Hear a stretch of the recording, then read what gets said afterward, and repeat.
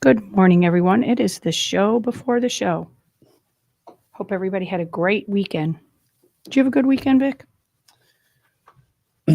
I did, but I'm exhausted. Mm-hmm. Yeah, so you're paying for your thrills this morning, huh? Oh, I didn't have any thrills. No thrills? No thrills? No. I know, it's like our weekend was busy, busy, busy.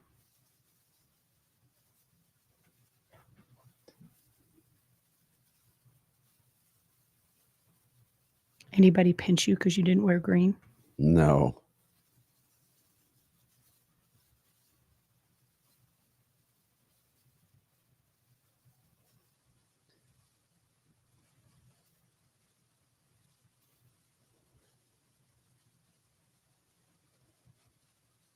No, nobody did.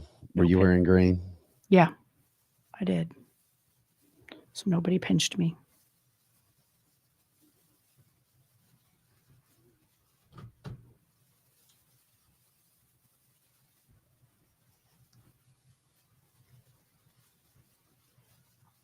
There was a lot of St. Patrick's Day things going on this weekend.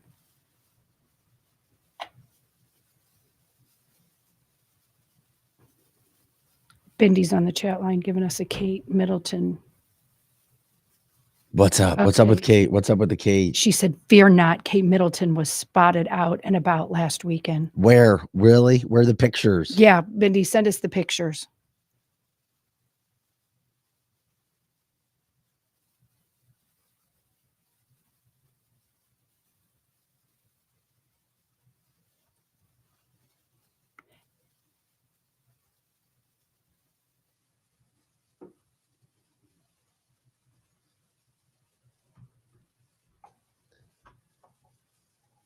Good morning, guys. Good morning from Oregon. Good morning from the UK. Good morning from Wenties.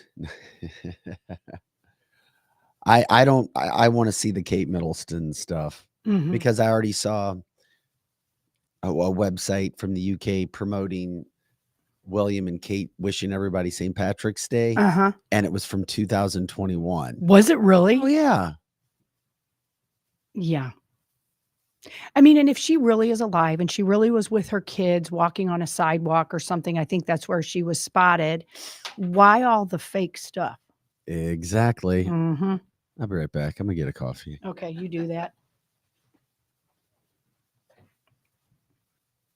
Vic is in studio, but it sounds like he had quite the weekend because he needs more coffee. Although that's every morning he needs his coffee. Speaking of coffee, does anybody have a favorite coffee? You can put it on the chat line. This is the show before the show. Please, all of our platforms are up. Knock on wood. I'm knocking on this. It's not really wood. I mean, I think most of last week, today we're going into a new week and all of our platforms are up. So, and Bindi says it's so silly. They said Kate would be out of public until after Easter and she's fine. Apparently, Vic is the one you got to convince of that, Bindi, because he really believes there's something nefarious up. Oh, and Dawn likes Cinnabon coffee. I love the smell of coffee so much, but I can't drink it. I can drink hot chocolate, but I can't drink coffee. I don't know. So we have Rumble, YouTube, Facebook, X. X has become our live shows number one. Like, we haven't been on there too long, and now it has probably the most live listeners. There's not a chat on there yet, but we have just all of our platforms going on. If you are listening to this after effect, which most people do, don't forget to share that too. So if you're listening on Spotify, Apple, Amazon, iHeart, any of those, share those too. You know, people are worried about you, Vic. Why? Because I look like shit. No, nobody said you look like shit. You don't look like shit. But worried because you're so worried about Kate and where she is, because people on the chat line are saying she's alive and well and said that she was going to just come back at Easter, and we're all worried about where she's at. Okay, so people like Maxwell Coffee, Folgers, Cinnabon Coffee. Vic, what's your favorite coffee? Just whatever the studio has? I'm not a coffee snob like that. You're not a coffee snob? I love the smell of coffee. But I have water in my thing because I can't drink it. Poor Vicky's worried about Kate. No, I Yeah, don't know. I got many more worries than that. Than Kate. Don't we all in Biden's economy? We have so much to worry about. I try not to worry. I really do, but I don't know how people don't see what's happening. We talked briefly about it before the show, and I've got friends that are saying people are flocking back here to Missouri from Florida because Florida is a shit show. Well, the airport was packed last night. I picked up Megan at 12. At midnight, 12? Yeah, it was packed. Wow. I could not believe. I mean, that was when the flights were returning. Yeah, makes sense. Yeah, which is why I got no sleep. Mm-hmm. No sleep. And you like your sleep, don't you? Everybody should like their sleep. I know. It's the most important thing. I know, and I don't get enough sleep because I really don't care to sleep. What do you mean you don't care to sleep? I don't. Like, some people love to get into their bed and like just go to sleep. I like to do stuff. So, and I do sleep, but it's not my favorite thing. I know people that are like, I just can't wait to get into bed. It's my best part of the day. Is when you sleep. I need to make that my best part of the day. Yep. Bindi, you're right again. Florida is being overrun with Haitian criminals and gangs, but I mean people from everywhere. There's so much of that going on. So many people moved to Florida, flocking out of there now. Oh, yeah. Did you do anything for St. Patrick's Day? I hung with my granddaughter, and we took her for her first time to get corned beef. And so that was fun. Actually, not just my granddaughter, some of my kids. Corned beef is like the worst thing ever made. Oh my gosh. But what? I had the best. I like it. But I only get it once a year because no one in my family, they all feel like you. They don't like it. I'm sorry. I'll be quiet. Go ahead. No, you're fine. Nobody has to like it. Nobody else in my family likes it. And so I got it on Smells Friday. nasty, tastes nasty. It does. You wouldn't want it to cook. I don't want to cook it in my house, but I love it. And I had the best ever. I went to a barbecue place actually who had it, and they smoked it, and it was so good. Oh, I could see. Yeah. You know what? I would try it again. It was good. It was smoked, and it was so good. Yeah, and Annette says she loves corned beef. I do. I love it. But the smoked one that I got was the best. The best. But I didn't really like it. Some years I go to parades or I go to a party or whatever.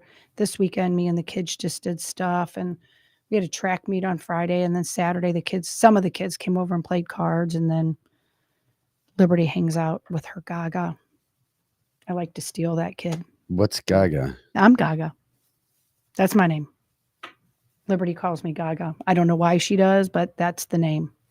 Hey, Joe, I know you're listening. Just let you know, I sent you some pictures as well. We got so much today, Joe. Our corned beef was wonderful. What is corned beef again? How do you make it? I don't know. I don't even know because I've never made it. Is it really beef? Because for years I thought it was like beef and literally corn. I don't know. One of my grandparents was Irish, and she used to make that, and it smelled like the nastiest stuff ever. And I tried it, and I was like, whoa. Well, it's the cabbage that stinks. Yes, the cabbage. Mm-hmm. Not so good. But I like the cabbage. I do. I like the whole mix of it. The Irish did well with beer. Let's just leave it there. So Tara said, yes, it's a beef brisket. And that's right. That is kind of what it tastes like. A brisket. But it's not like corn biscuit. I don't remember it tasting like any beef brisket I've had. Oh, I don't know. Then you probably had somebody bad make it, or you don't like cabbage, and the cabbage got all in the taste of it. Yeah, my grandmother, God bless her soul, she couldn't cook. She was a lot like you. And she can't cook. And I only say that, and I'm not being a jerk. No, you're not. It's the truth. Lizzie says I say it all the time. She can't cook. I cannot cook. I cannot cook. I try. It's annoying. It's just horrible. So I happily go and buy other people's home cooked food. And my children are, because they had to survive out of box food, or our life was going to like Applebee's or whatever, go over to pick what you want on your menu, because I'm so bad. Megan was in Arizona over the weekend. and down in Tucson, and Mhm. she had authentic Mexican. Oh, I bet that Yeah. was so It's good. way different. But that's the whole thing, the whole authentic Mexican versus Mhm. Tex-Mex.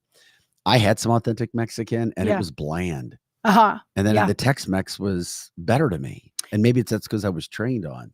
I think that's the truth because we've gone to Texas before and had real Mexican food, and I didn't like it as well as, say, the Midwest, whatever they put in it. It tastes way more, I don't know, salty or tasteful. So, It was salty like you. yeah, I am salty. Salty. I'm salty. For Okay. sure. I guess we can let's see here. It's a slow start to a Monday. At least for me. I don't know how it is for everybody else. I think Mondays are typical of that. We got a ton going on. I was so busy, and I knew that this morning I'd be such a mess. I did everything last night. Well, that was smart. Look at my shot. Look at that. Look at that. That's shot actually sheet. because you did it last night. Look how organized you look. I know. I'm very I proud of know. you. That looks really great. Thank you. I appreciate That it. looks good. Greg says YT blocked the word for German meal with sausage and cabbage. That's interesting. What the hell does that mean? I have no idea what that means, Greggy. You might want What the truck? I don't know. Somebody said that on our Facebook page too, and they'll put stuff on our cancel this out post, and they'll be like, Vic said, you know, like, what the truck? They know that you're saying. Tara says Vic is looking slender. Slender. Not really. It's not on the scale. I know I've taken the Ozempic, but I forced myself to eat. Yeah. Just to have the protein as I try to work Yeah. out. But I'm not as hungry. Not even close to what I used to be. Used to be a freaking animal. You just eat anything in your path, you would eat it. Yeah. Me too. Yeah. Because for 5 years of my life, I ate 5-6 meals a day and to try to keep weight on at Mizzou. Yeah. I was at Mizzou for the weekend, by the way. I saw a picture of that with your baby. Yes. That's fun. Now that's fun. Anytime you go anywhere with one of your adult kids. Yeah, I'll explain. It's an hour and a half away. Right, but that's fun. You know, simple to see them. Yeah, that's It's nice. like I'm a college kid and you crash with them. I love it. Did you really crash with him? Yeah. How fun is that? I love it. Okay. I love it.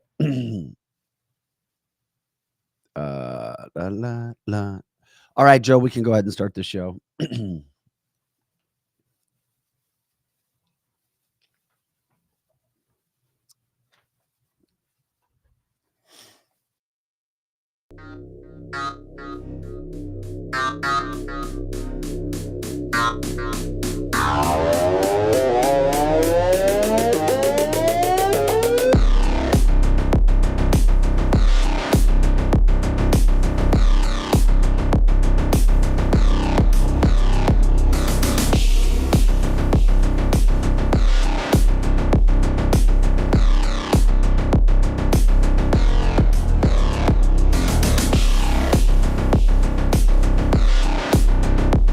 Welcome into cancelthisshow.com. As you can hear, my voice is a little raspy. Yeah, it sounds like you were a party animal then. Yeah, but I wasn't. I know the day after St. Patrick's Day, okay, Vic, whatever. Yeah, we know you were partying. No, because I'm such a popular guy, I had lots of offers. Yes, I'm sure. I have no doubt you did. You could have been eating your corned beef all over St. Louis. No, Saturday, and welcome into Cancel This. I'm Vic Faust, Lizzie Sparks, Pro Joe, taking care of everything, how we look and how we sound. No, Friday, it was a beautiful day. Saturday, it was super, super, super damn windy all day, all night in Columbia, Missouri. And that really affected me. And yesterday it was cold. Yesterday I was outside. You're a track person. I am. I like to do my cardio, like sprint workouts I do on track. On so a I go track, to the track a lot. That's great. And it was so damn windy and cold yesterday. I was like miserable yesterday. No, I went to mass early and then I went right to the track and I'm like, damn, I should have waited a few hours. Yeah, you should have. This is cold. So that's why my voice is the way that it is. Welcome into cancelthisshow.com, Monday through Friday. I just can't get that voice revved up as much as I want. Yeah. Monday through Friday, 8 to 10 a.m. Central and all the time on our website, cancelthisshow.com. Glad you guys are here today. News headlines, politics, cancel culture, education, business, latest trends, you name it. And of course, our free for all Fridays. Boy, we've got so much to get into today. Mm. Trump comments are now being manipulated. Not only are they not shown by the national media, but they'll take clips of certain things and try to twist and turn because everything is to destroy him. But Elon Musk came to Donald Trump's back over the weekend. We'll get into that.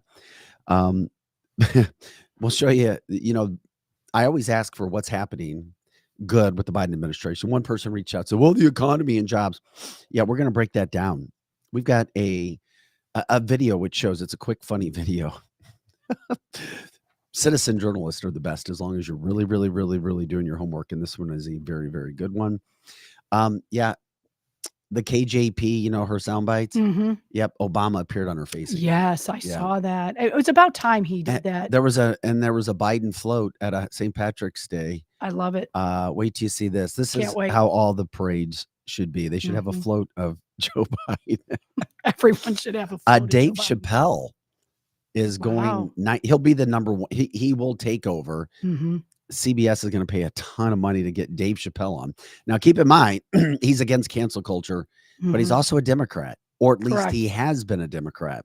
So we will wait and see where that is. We'll have an update on Riley Strain, another new twist on that. Andrew Bailey's in court today, taking over the case that Eric Schmidt started against the Biden administration when it comes for your freedom of speech online. I'm looking down the list. We've got Toronto police chief telling people basically, just leave your keys in your car. You don't want to get hurt. Stop it. Oh, yeah, you've got that. And sad, a 15-year-old disabled girl raped by a Haitian who shouldn't have been here because he was here on a program that the Biden administration put together. So anyway, lots to get to. Like, subscribe, share the show, please, as we always ask you. Lots of platforms that we're on. We're on X, and we've had a big audience there that once we opened up our audience to X, and we were grateful for that. Elon, thank you. Elon, promote us. We would appreciate that. If you know Elon, tell him about what we do. Of course, Facebook, YouTube, Cloud Hub.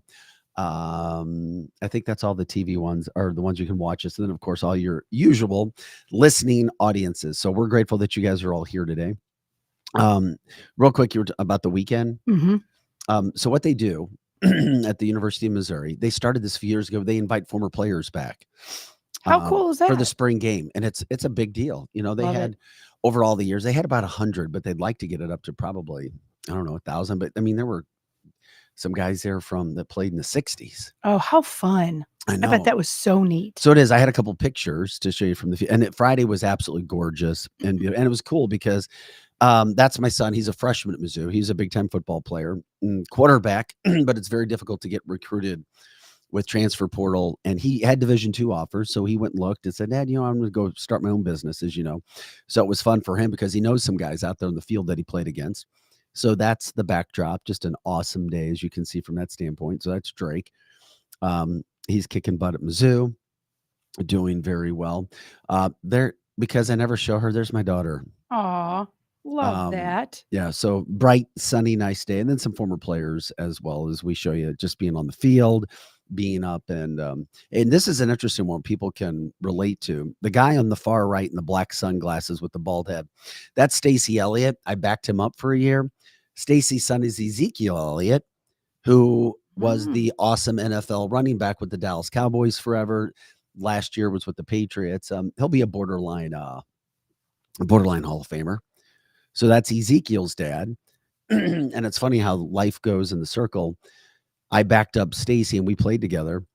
And then Stacey's wife and Ezekiel's mom, she ran track at Mizzou. And I see her at Mizzou as well, too. That is fun. Dawn Hupp, so it's fun to show those pictures and get back. And then another picture, he was one of the best quarterbacks, Corby, right in the middle. Corby Jones was my quarterback at Mizzou. Oh, this is so cool, Vic. So it's really cool. You get to go back. They take care of you. You don't pay for anything. They take care of you. I was like, well, good. That's beautiful. Because all my money's here. Yeah, it is. Yeah, it is.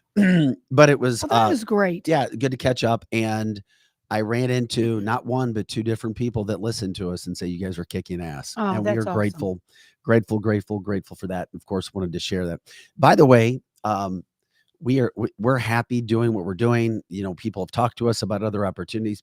We are not going over to 104.9. I know we're a getting national past that. show, but we're Correct. based out of the St. Louis area. I know they canceled a show or got rid of a show. No, we're not going. Right. And we're not going over there. My phone was blowing up. Are we the one that's going to take over that morning I had show? somebody call me, an insider, and say, "Hey, you guys," I'm like, "No, I'm out of respect. Out of respect, we would not do that. We treat people with respect." Correct. And no, we're not. But I'm glad you cleared that up, because our phones were ringing and people were like, we wouldn't do that, because if somebody, gets let go or whatever, then you just don't go, oh my gosh, can I come and take that? That is not what we're doing. But I'm glad you brought that up. I didn't know you were going to do that. Yeah. Plus, I think it's a national show now, or at least that's the inside. I heard that they're trying to do something national. Yeah, I heard that they're going to make it all syndicated. It's cheaper to do something Correct. national. Correct. Yeah. It's just how it works. It's how the business world is from that standpoint. Yeah.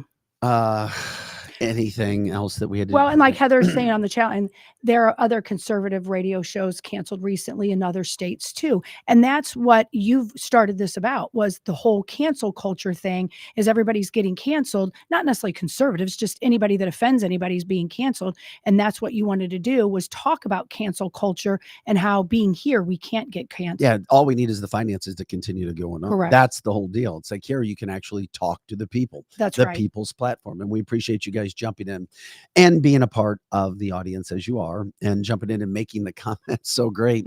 Appreciate it. We educate you, you guys educate us, and we entertain each other as well. So we appreciate that. So we say good morning. We're glad that you guys jumped in. The thing that I wanted to do, we want to start with fun off the bat? Yeah, let's do it. Yeah. Okay. Because we got a lot of heavy stuff. So let's start with some fun stuff. Okay. Joe Biden float in a parade at a St. Patrick's Day. I absolutely love this. And when you watch this should be done at every parade. But then if we watch it a second, and we will watch it a second time, Joe, the people in the background aren't even laughing.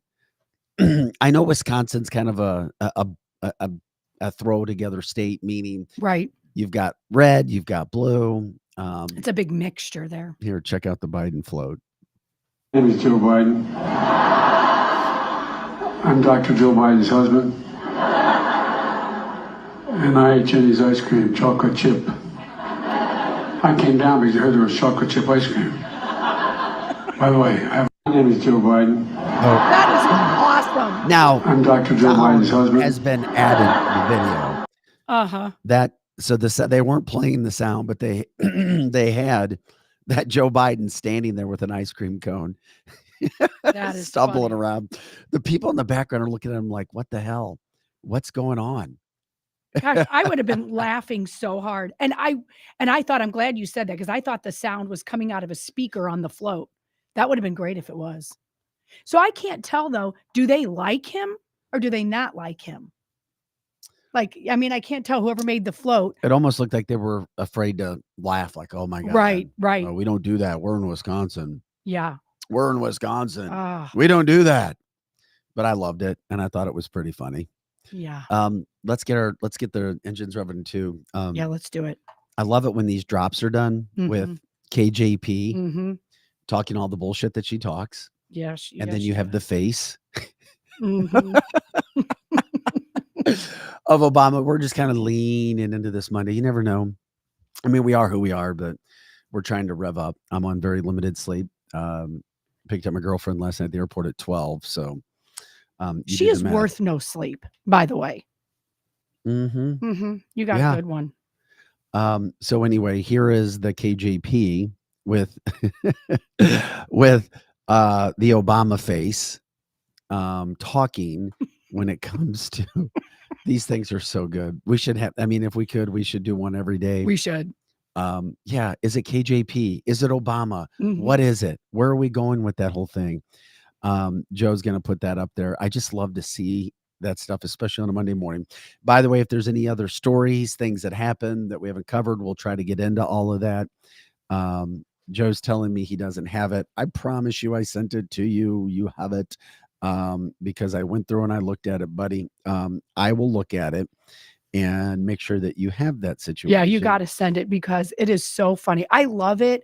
And I don't know if these things are AI or what they are, but it makes me laugh so hard because it would be so fun because Obama his face is put to a lot of different people and he makes fun of other Democrats, this AI version of it, because I know if the truth are known, Obama would be talking about these people that he does not like Joe Biden.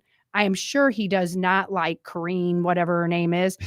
But what's so funny about all that is he can control them though, because he that whole administration, the whole DEI administration, that you pick somebody because they're black, you pick somebody because they're gay, you pick somebody because they're stupid, you pick somebody because it was like all the DEI stuff.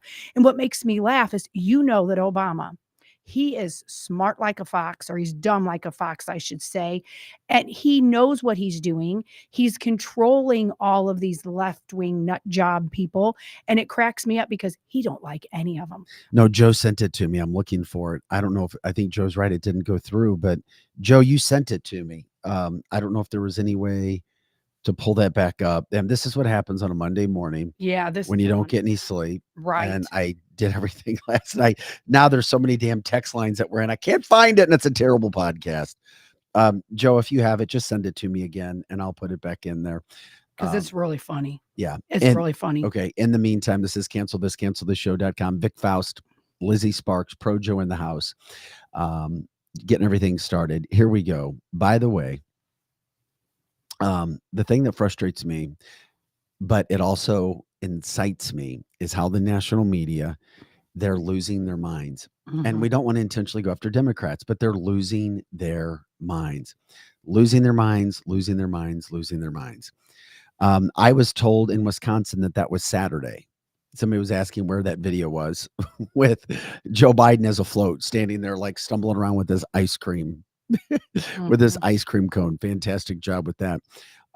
In the meantime here, Donald Trump, when he gives speeches, media is taking out just a little portion of what he says and making things up out of it. Trump, and you'll see this, and I actually saw it on a national headline last night. Trump's encouraging a January 6th sequel. Says it's going to be a bloodbath if he's not elected. Here's the soundbite with Donald Trump about, quote, the real comment, which Donald Trump was talking about. Trump was talking about the auto industry. If he is not elected, what would happen with Joe Biden because of what's happening across seas? Check it. Here is the full soundbite, and then we'll show you what Democrats are trying to do. This election isn't won. I'm not sure that you'll ever have another election in this country. Does that make sense? I don't think you're going to have another election in this country. If we don't win this election, I don't think you're going to have another election, or certainly not an election that's meaningful. And we better get out, or we better. I actually say that the date, remember this, November 5th, I believe it's going to be the most important date in the history of our country. I believe that. This country is weaponizing law enforcement for high-level election interference against Biden's top political opponent. Never happened. We're not going to let it happen. We're not going to let it happen. If this election isn't won, I'm not sure that you'll ever have a. So you see, that was about the election. That was the second Trump soundbite. We had two. So that's Trump talking about over the weekend, I believe in Ohio, how important the election is this year. That's pretty strong stuff from a candidate trying to explain that. Now, this next soundbite we'll show you will be the one where he's talking about the bloodbath. And because of the bloodbath, because of the auto industry, not if he's not elected, he's trying to get people to run out, start trouble, and he didn't create January 6th anyway, even though he is labeled with being the architect of Correct. January 6th. There's an issue with that. So Joe is going to play that soundbite here in a second to show you exactly what's happening with Donald Trump. No matter what he says, they're continuing to take his sound bites and manipulate them. They do. And it's just so ridiculous. And I think a sane person understands they're doing that manipulating, because they have done that. They have manipulated the word bloodbath. And of course, it doesn't mean a literal blood on the floor. And they, have taken words out of context, like the word dictator, when he said he wanted to drill as his first thing. So, it's just crazy that they do that, but we know it. We already know it. And what's so funny, we've come a long way since 2015, 16, when so many people didn't understand the manipulation of what was going on. And now we understand that you have to really listen to the words that are being said, because the words that are being said are so manipulated. But what's scary is, as much as we've all woke up to this, and probably even prior to 2015, there's still a lot of people that believe this garbage. And there's more. It still surprises me how many people still believe it, because I live in an echo chamber since 2015, 16, that people all of a sudden didn't like me because I was such a Trump supporter. And so my sphere of influence got bigger and bigger and bigger with conservatives, true patriots, that it still surprises me when I dabble just with my little toe outside of my little sphere of influence, that they're not patriots. I'm shocked that they don't get it. It is interesting, because the speech that Joe will play once he finds it is, Matt says, Ohio, I was just there. I can tell you Trump support in the Cincinnati suburbs is so strong, stronger than here. Even St. Charles, Missouri, Trump flags and signs were everywhere in the counties. Butler, Warren, Claremont, they all surround Cincinnati. Good sign, as we are all still several months away from the election, and Ohio is crucial in the states for Trump to get to carry. I'm glad to hear that in Ohio, especially because that has been such a swing state over the years, that Trump is doing so well. But once again, it's like the cities, the biggest city, it's like inner city in the past has been blue. Yes. And then we'll see where it goes again. Chris says it's another very fine people example by the press. So many people believe that quotes are taken out to manipulate the average person. And this was Donald from Ohio talking about Mexico has taken, over a period of 30 years, 34% of the automobile manufacturing business in our country. Think of it. Went to Mexico.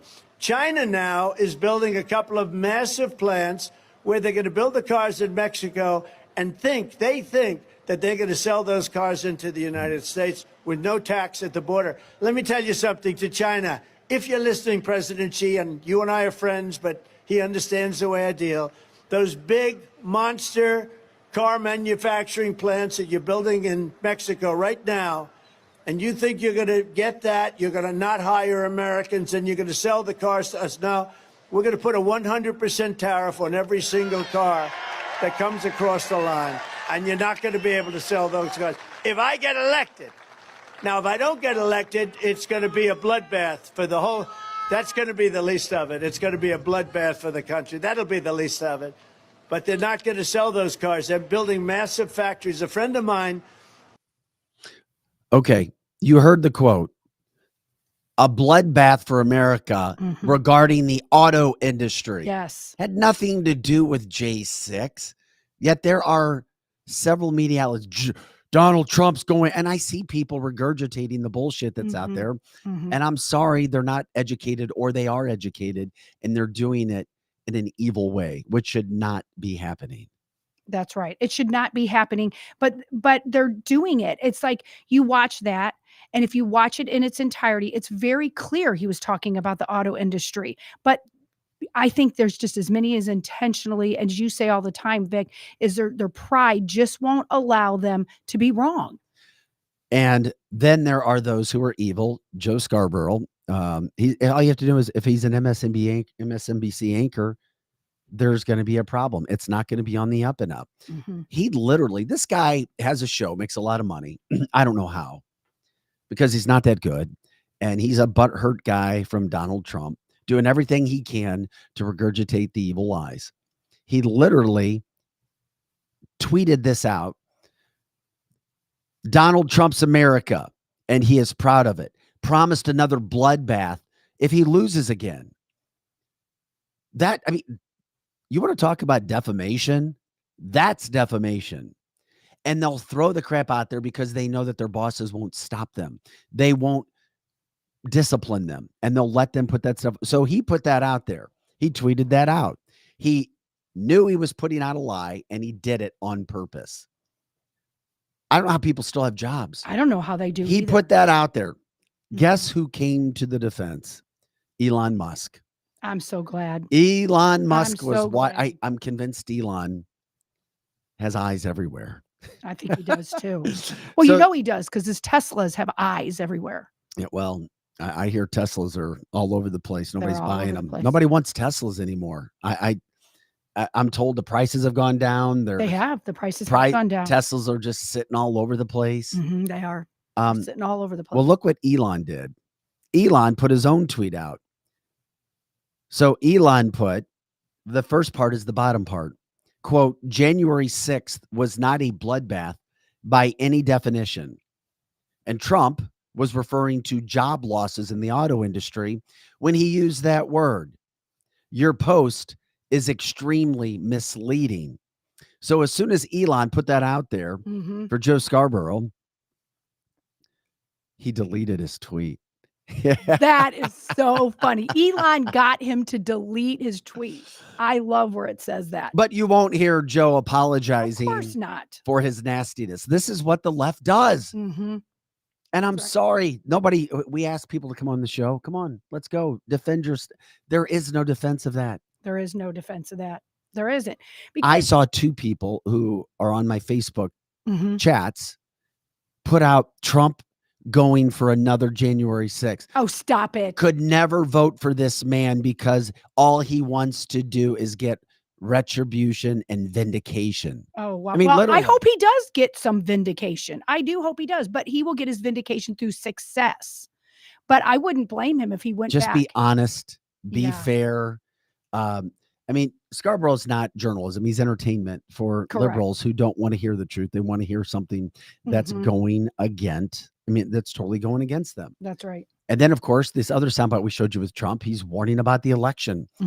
This is the most important election. I think he said November 5th. Is that the election day, 2024, November 5th? That's what he said. Matthew says Joe Scarborough is a clown. Yeah, he and is. I think, I think that's what we just played. We played the election with quote. The quote where Trump was talking about how important the election was. This is the kind of thing that's happening, but people won't stop it over and over and over and over again. It never ceases to amaze me that there's people that still talk like this. And like I said, I do have to step out of my bubble that is mainly conservative people now, but I just look at these people and I'm like, could you defend what you just said? You literally said Joe Biden is great, or Donald Trump said bloodbath, but they can't. They just then call you a name. Matthew says, I keep seeing people repeating this crap too. People who think Trump is a dictator. You can tell who consumes mainstream media without any analysis or critical thought. Absolutely. Well said. Yeah. Well, here's KJP, of course, telling us all kinds of truth. Yeah. And by the way, God bless whoever creates these videos, because these videos are absolutely amazing. They make my day. Make my day. I watched this 3 times last night. Oh, Joe's telling me he never got it. Let me send it to him again. It's funny. It is so funny. We're it is so funny. Well, and it is, like I was saying earlier, some people have gotten back on. It cracks me up because when they make these videos of somebody being like KGB, well, I call her KGB, but whatever her name, KGP, and it's so fun to watch Obama make fun of these people who, he's such an elitist. We say that all the time about Joe or Bummer, that he's an elitist and he hates all these people that he's talking in their earpiece, just like this. He's telling Joe what to say, or his little handlers are telling him, and he hates all of them, hates them all. Fine. Okay, there it is. Finally, this was supposed to not make air today because it was so difficult to get. Here we go. Everybody, did you see? There's been zero evidence. Zero evidence. You can ask me, how can Obama be the hidden puppet master for this administration? But there's no evidence. There's no evidence. There's no evidence that Obama is Joe's puppet master. There's none. Absolutely none. None. And that is just a fact. You can't say that it looks like my hair is the dirty mop the janitor is looking for. You can't say that it looks like I lazily slapped on some of Big Mike's lipstick and horrific eyeshadow. Don't even look that close. That's a waste of time. You know, there's... Joe, that was the old one we ran. That's right. I sent you one at 8:21. Hopefully you can find that one. Yeah. That is funny as hell to watch that. That over one and is over funny again. too. That is funny. Yeah. A lot of our listeners hadn't seen it anyway. So it makes me laugh. I've seen this one a million times and I laugh every single time. Well, it's so funny. Well, this new one is even better. Okay, good. And hopefully we'll be able to get it. That's right. Yeah, I see you looking at it on your phone. Bendy says there's a great video compilation of her saying, I don't have anything to, over and over and over again. It is funny though. It is funny. This is cancelthisshow.com. I'm Vic Faust with Lizzie Sparks. Projo trying to find that video and charge it up, and we'll show it from that standpoint. I don't want to move on until we get that. So anyway, okay, Joe's saying he can't find that now. Okay. Anyway, I'm moving on. It's there, buddy. So here's the problem that you have. All this stuff is going on with Joe Biden. And we're like, okay, Joe Biden. They talk about jobs. They talk, oh yeah, there's so many jobs and the economy is good. Well, here's a video that breaks down what's actually happening with our economy. The only positive thing I've heard about Joe Biden, oh, we got jobs back. Well, really? Did we? We broke this down before, but I found this comical because it's very good and it's done by citizen journalists like you, citizen entertainers like all of you. This is the People's Platform. Check out this video with Joe Biden, or breaking down Joe Biden's economy. Joe Biden's economy. Here you go. Yay! We did it! Did what? They're happy because the U.S. economy added 275,000 new jobs in February, topping many projections, while the U.S. unemployment rate rose by 0.2%. See? Bidenomics is working. That sounds like good news, but how come the overwhelming majority of Americans still view the economy negatively? That's because he's not telling you everything. The U.S. job market added over 51,000 part-time jobs and lost around 187,000 full-time jobs from January to February. And a majority of those new jobs went to foreign workers residing in the U.S., not American-born citizens, whose employment is still 1 million jobs below pre-pandemic levels. Alright, fine. But hey, 3.9% unemployment? That's gotta count for something. It would if that was actually the unemployment rate. What? If you account for all the people missing from the labor market, then the real unemployment rate is between 6.5 and 7.7%. Care to comment? Yay! We did it! Did what? Breaking it down for you. You're not going to see that on the mainstream media, are you? No, because that's not how they're going to break that down at all, because they're going to break it down with lies. And it's just always so interesting to me when they're like, the economy is just so great. I guess they don't go to the grocery store themselves. I mean, I guess that they don't pay their bills.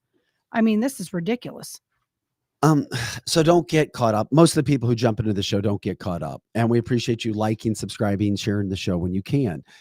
These things don't happen. They're lies, they're manipulation, and they're just not true. These things are not happening. It's a lie over and over and over again. That's right. And then we're here going, and then the average person, if you don't educate yourself, is like, well, what do I believe? What should I believe? What's good? What's not good? Have they tried to buy a house or a car lately? Right. Yeah, exactly. I mean, we talked about it first about a month ago about what was happening in Florida. It's a disaster in the real estate industry. And now you've got, I mean, you said you talked to a woman in Florida. I did. My daughter plays volleyball with a mom that she's a realtor here in the St. Louis metropolitan area. And she was saying that she is so busy, has never been so busy. And her main client is people who moved to Florida and from Missouri and other places. And it is not what it's cracked up to be. They can't get insurance because the houses are not insurable. There is so much crime. There is illegals everywhere, just inundating. Their houses have depreciated. And so they're trying to get the hell out of there. Yeah, it's the economy is not going well. It's not anything what they say that it is. It's just not. Mhm. It's not. It's not. It's not. And and you'll see lies manipulated because Yes. I mean, once again, who else are they going to put in there? Mhm. It's Joe Biden. Anyway, Yeah, I mean, yeah, that's right. Who are they gonna put in there? I mean, it's lies after lies after lies. Our economy is not good. Ask any realtor, ask anybody that wants to move. Like, they might be at a stage in their life now that they found the house that they really wanna buy, and it's like, okay, the interest rates have shot up double what they were when Trump was in there. It's an absolute travesty what's going on, and you can't now if you think you're going to escape to Florida because life is better there and the interest rates are lower and you don't have personal property tax, you're crazy. Because now the people who live in Florida, I know somebody snowbirds that used to go there is an escapism, and now they're like, you can't even walk down the street. Like in Naples, is got so much crime there now.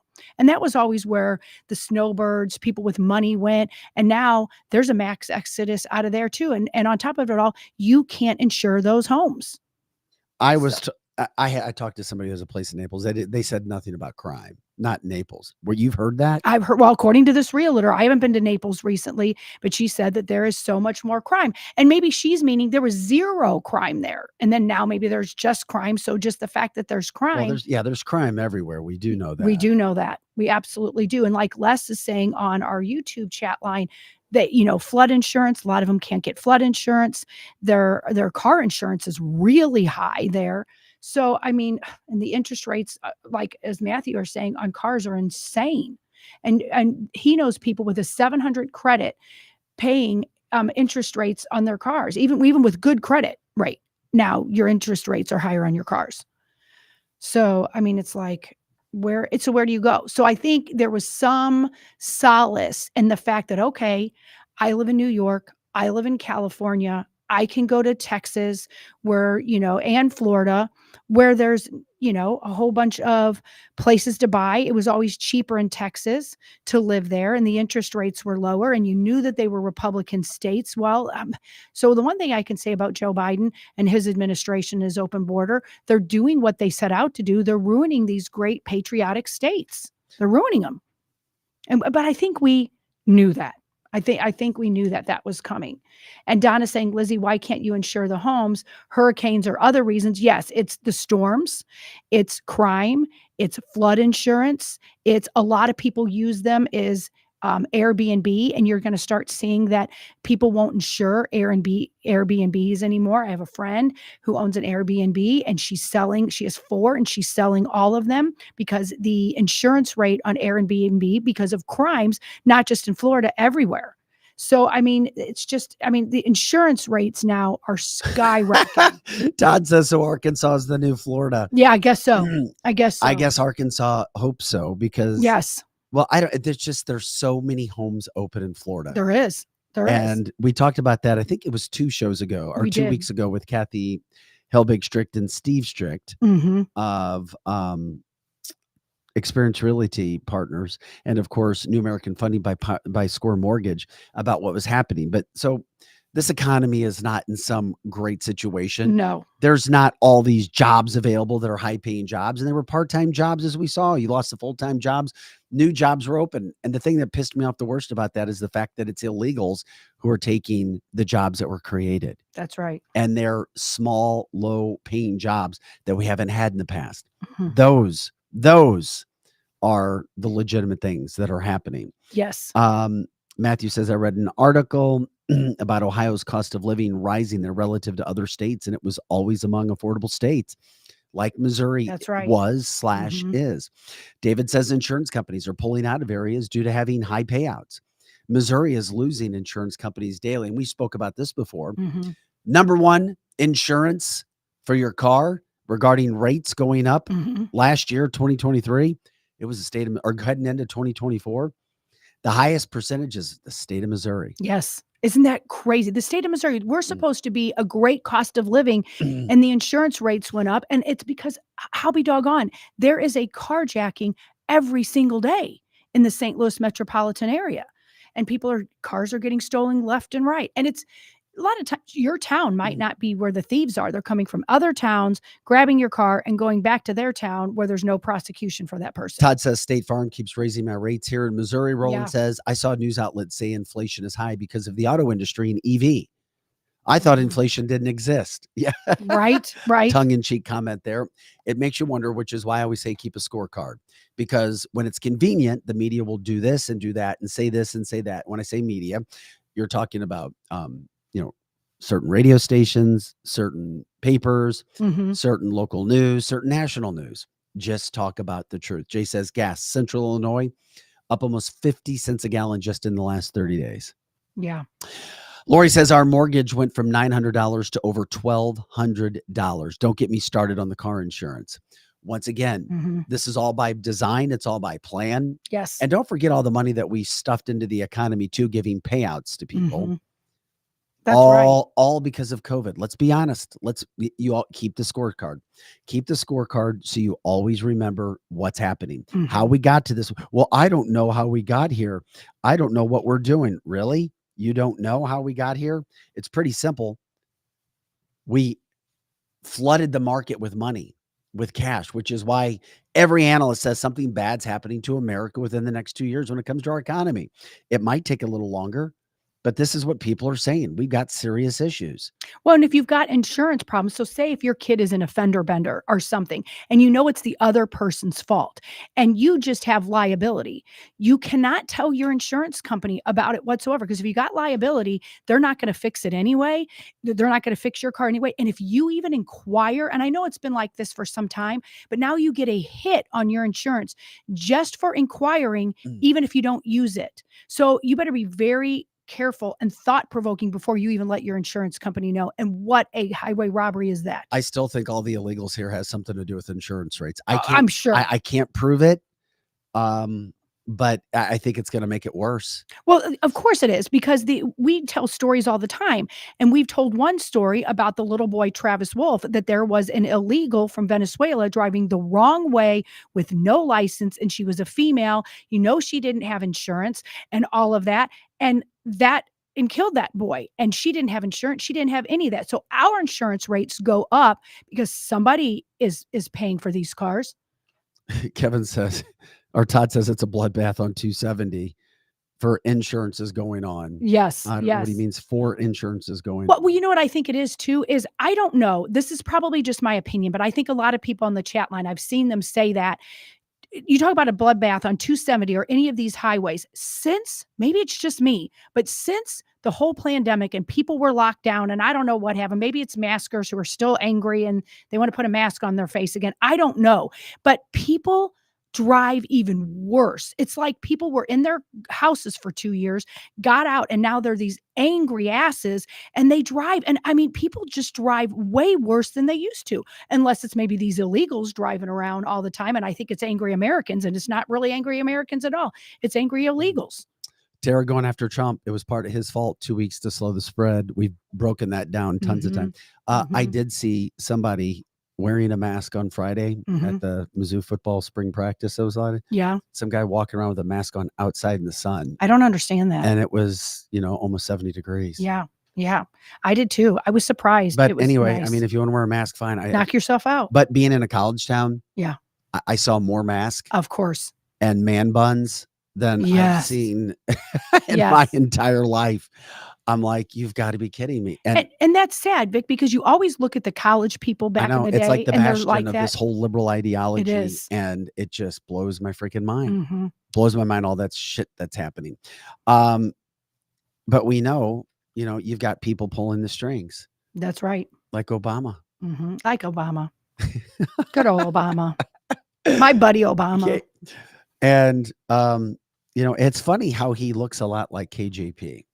And Joe has a video. Joe, I'm sorry. I sent Joe something was up with our email, and we've had it since last week. So Joe couldn't find it because I was sending it to the wrong place. Yeah, don't send things to the wrong place. But I don't know why it's being sent to the wrong place. Interesting.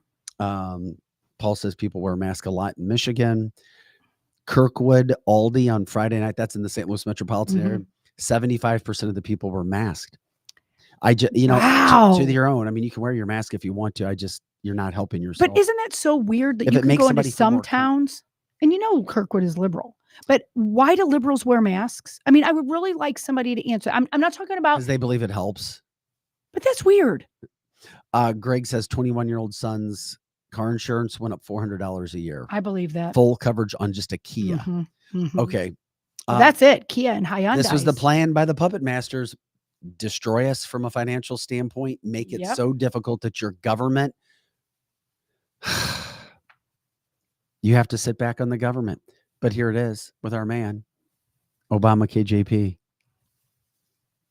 President, I noticed, had note cards at the border when he was doing his briefing there. He also had note cards last Friday with the Italian Prime Minister.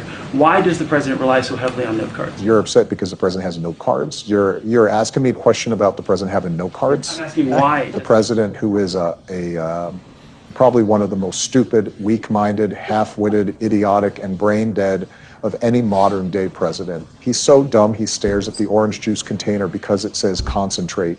You're asking me about note cards? I'm not speaking to you right now, James. I'm talking to your friend over here, Ed. So thank you so much. But thank you so much for interjecting. Go ahead, Ed. I was just asking why he relies so heavily on note cards. I think what's important here is to forget about how old and feeble Joe is and to understand that Obama is not making out the note cards. And that's what's the most important thing here. Oh my gosh, that is so funny, and I really do think that's what he thinks of him. I love AI. That's great. That's what the entire White House is like. Oh my God, where's Joe? Where Joe? APB on Joe. Where's Joe? Where did Joe disappear to? We're looking. Oh, wait, we found it. He's in the bathroom. That's right. He's in the bathroom. He has been stuck there for a while. Yeah, he's been in somebody there. Please check on Joe Biden. Joe Biden in the West Wing. Is Joe Biden in the West Wing?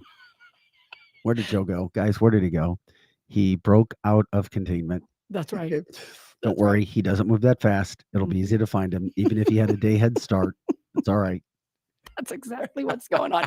And I love the orange juice. Staring at the orange juice because it says concentrate. That's golden. That's golden. And I really do think that's Obama. This is where AI is good. AI is great. And putting together that sort of thing. That is. And like Tanya's saying, agreed, Obama in the third term, he is at the White House all the time. Of course he is. Of course he is. And he hates Joe Biden, but he can control him. He hates Cammie, but he can control her. Oh, that's golden. That's golden. That made my morning. Oh, yeah. We appreciate it. We love it. Tanya says, agree. Obama in the third term. He's at the White House all the time. All the time. This all is the time. cancelthisshow.com here Monday through Friday, 8 to 10 a.m. Central. But you can check out all of our episodes on our website, cancelthisshow.com. The website is there. We have merchandise as well you can purchase. We appreciate that. There's a donate button. Megan says, mask help people hide. They can use it as an excuse to do and say weird things or not interact with people at all. I agree. That is interesting. And we know that there's people that have health issues. That's not what we're talking about. We're talking about people that are healthy 25-year-olds or healthy 45-year-olds or whatever. They do use it now to hide. I think maybe they didn't brush their teeth that day or something else. And that's what's going on. Or they want to, and look, they want to do crimes and stuff like that. So it makes you wonder what is going on with everything that's going on. Also, what we have going on with the situation is we're going to get an update as well when it comes to what's happening in our local government, when it comes to our neighborhoods. We are going to remember we had on Christine. So excited. When it came to what there's some interesting stuff that has happened. It's a free-for-all Monday. Yes, I love free-for-all Mondays. Lots of stuff going on from that standpoint. We're going to do that at 9:00. Also wanted to get this out about Joe Biden before we did this. This is sad. This guy, his name is Corey Alvarez. We'll show you his picture. He's a Haitian national. He flew into the United States last summer. And he did so under the Biden administrations. They had this program. It was called a CHNV program where people from different countries were allowed to come in, 30,000 people a month into the United States. And it was part of a humanitarian parole situation. Well, this evil man in a home found a 15-year-old disabled girl and raped her. Oh. That's Once again, terrible. the only reason he was even here was because of a new program that Biden and his administration put together to bring more illegals here so that they could work and, quote, fill jobs that they said Americans did not want. Mhm. Once again, another situation where you have a crime that is just spot on the administration. Yes. It is their fault. These are the kind of people that are coming in. Yes, you could have 8 out of 10 be fine. Mhm. 6 to 7 people be fine. Yeah. But what about the ones that are not fine? That's right. Because all it takes is one to cause a massive story, massive individual. Mhm. And now they're like, okay, well, this happens. And you're not hearing a lot about it nationally. No, you're not. Just like you didn't hear about Lake and Riley. Mhm. This is what's happening with the Biden administration that needs to be called out. If something great's going on, we'll say it. But nothing great is going on. No, nothing. Nothing. And we don't hear about it. And it's purposely being done that not we, but Joe Biden's administration is letting these criminals come in here on purpose. And it's just tragic. And hardly no one is saying anything about it, or they make excuses for the situation. We already talked about Travis Wolf. That is somebody in the Midwest that was killed by an illegal. And this is someone that took a special needs child, and that is just so awful. And it's part of their parole program, and we already know that. Venezuela, Haiti, all these other places are so filled with crime, and they won't even take them back. Venezuela, if somebody commits a crime here and we deport them anyway, they won't take them back. So where do they go? No other country is going to take them. And we said this a long time ago, Vic, and some people thought we were being exaggerative, and now they see it's true, that we said that these countries are literally opening up their insane asylums and their mental health institutions and their jails, and they're letting out the most hard criminals because they don't want them. They don't want them there either. They don't want the children, or not the children, the adults that are, quote, crazy. And so they come across the border, and now we got them. It's getting worse. It is. Paul says, thank you for the show and the truth. That's what we try to do here. Plus, we have to house, feed, and entertain these people. Ridiculous. I saw a total for Massachusetts where it was near $70 a day. Taxpayer money is being spent. Mm-hmm. Yeah. I'm going to fix one thing, and we're going to have one shot on you, Lizzie, because I'm going to fix the camera for Okay, the guest. that sounds fine. That sounds fine. So, what is interesting about that is, like I said, all the people on the chat line, you seem to know what is going on. But go ask a friend. Literally go ask a friend today. So who do you think is coming across our border? Do you think it is nice, wonderful people? Or do you think it is people that are here for nefarious reasons? Well, the average person is literally going to say, everything's fine. There is no problem. These people are coming over here, and they're going to try to tell you that everything is okay. Well, it's not. And there are great people that have come across the border, but they still, number one, people seem to keep forgetting it was still illegal. It was illegal to come across this border. So that's first and foremost a very big problem. And we can't look at these people and just be like, it's okay. We need to help them. And I know if there's little kids here, my heart goes out to the little kids. It's not their fault. But what's happening is these little kids, they're coming over here, and now they're American citizens, and their parents are these hardened criminals. And it's like, what do you do about this? And it is, like Gary is saying, it's very nefarious. It's very nefarious. And Mary's saying on the YouTube chat line, why are so many delivery drivers that don't speak English? Well, that's because they're illegals. I see it almost every day. One of my daughters orders DoorDash all the time. And I said, you might, I don't want to tell you to stop doing that. But when the person drops off your food, they don't speak English. Now, that doesn't mean that they're here illegally, but I have another friend that her daughter was doing, Instacart and DoorDash. They can't even get people to get orders anymore because it is inundated with people who are here illegally, even taking those jobs away from our college students, or somebody needs it for just a good second income, and they're being taken away. We went to Chipotle, and there was DoorDash after DoorDash or after DoorDash, and none of them spoke English. And why isn't anyone saying anything about that? They're not saying a word about that. They're acting like this is fine. There's nothing to see here, folks. Nothing to see here. And it's everywhere. And it used to be, we could say, okay, it's only in California and Chicago and New York and Texas and Arizona and Florida. Okay, now we know that they are not a line of safety for us anymore.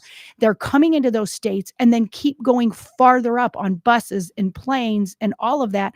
So the problem is you have to literally stop this yourself, because if some crime happens, if you get DoorDash, for example, if you come to DoorDash, and I'm not saying everybody that doesn't speak English that comes to DoorDash is somebody that's going to hurt you or shoot your house up or whatever, but think about it. The next time you make an order, you don't know who's coming to your door. And I'm literally speaking to you guys who already know this, but it's something that I didn't even think about when my one daughter, who's a college student, she loves to order DoorDash.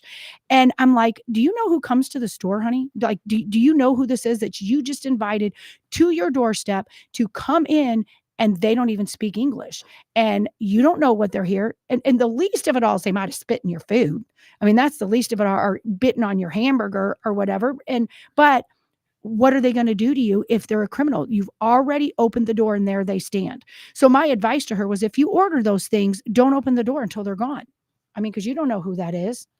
So, and like Matthew saying, I don't really like DoorDash, especially the added costs. Me either, Matthew. I don't ever order it. I don't know that I've ever ordered it, but it's so weird when I have all my youthful 20-somethings in my house. It's like there's always somebody ringing the doorbell because they're ordering DoorDash. And I'm like, go get in your car and go get it yourself. And so that's my rant about that kind of stuff with everybody not speaking English that comes to your door. I want somebody, you know what? And I want somebody that comes to my country legally. Don't care how many of it is. If you're legally, and please learn our language. If I go to China or if I go to somewhere else, I have to learn their language. So I would hope they would learn ours over here. And plus, it used to be that our language was the universal language. But you know this, you guys? So the other day, somebody said, do you know that I listen to your show on the iHeart app, and your show starts off with a Spanish speaking? What? I should know that. But why? I didn't realize that. I said it a while ago and I thought it was just a fluke. So often, you know, we're on a lot of different podcasts, and we're big enough now that advertising goes on those podcasts. But at this point, we don't get the money. It's Spotify or iHeart, whoever gets that. So they can put whatever advertising on their platform because it's their platform. And we are a conservative show. And the first commercial was someone speaking Spanish. And I'm like, what in the world have we come to? I mean, we are a conservative, patriotic show, and you have to sit through something you can't even understand unless you speak Spanish. I hope that we're paying for illegals. I would love to do my cause. You know, my heartstrings are being pulled. I know. Stop crying. Go get your Kleenexes. I hope that we're coming in and working to help illegals. I hope we are too. Well, apparently we are. Apparently that's what we're doing. We can send them to Christine's neighborhood. Let's send them to Christine. Christine, we're sending them all to your neighborhood, honey. By the way, this is cancelthisshow.com. We can bring Christine in. Christine, look, and once again, could you do me a favor? Could you pull the mic underneath your mouth just a little bit? Oh, perfect. Now we see you and you sound good and you look good. Welcome back to the show. The last time that you joined us, it was a pretty popular segment because you were explaining what can happen in your neighborhood, dealing with a homeowners association. You live in a neighborhood that currently has one way in, one way out. You explained this to everybody, how dangerous it was on one of the most traveled highways, roads, streets, whatever you want to call it, Highway K, in your area, throughout the St. Louis metropolitan area. You have an opportunity to have the back of the subdivision and a gate opened. But now you're not being allowed to do that. And this has gotten very salacious. Can you give us an update? You also brought, and we have some pictures and we'll try to pop that in as well. But first of all, good morning and welcome back into the show. Good morning. I appreciate the opportunity to come because what needs to be told? Well, first of all, you can't speak at the city of O'Fallon. What do you mean you can't speak? City council meeting. Oh, because you have to get permission. You have to get permission. There's no public speaking unless you speak on something on the agenda.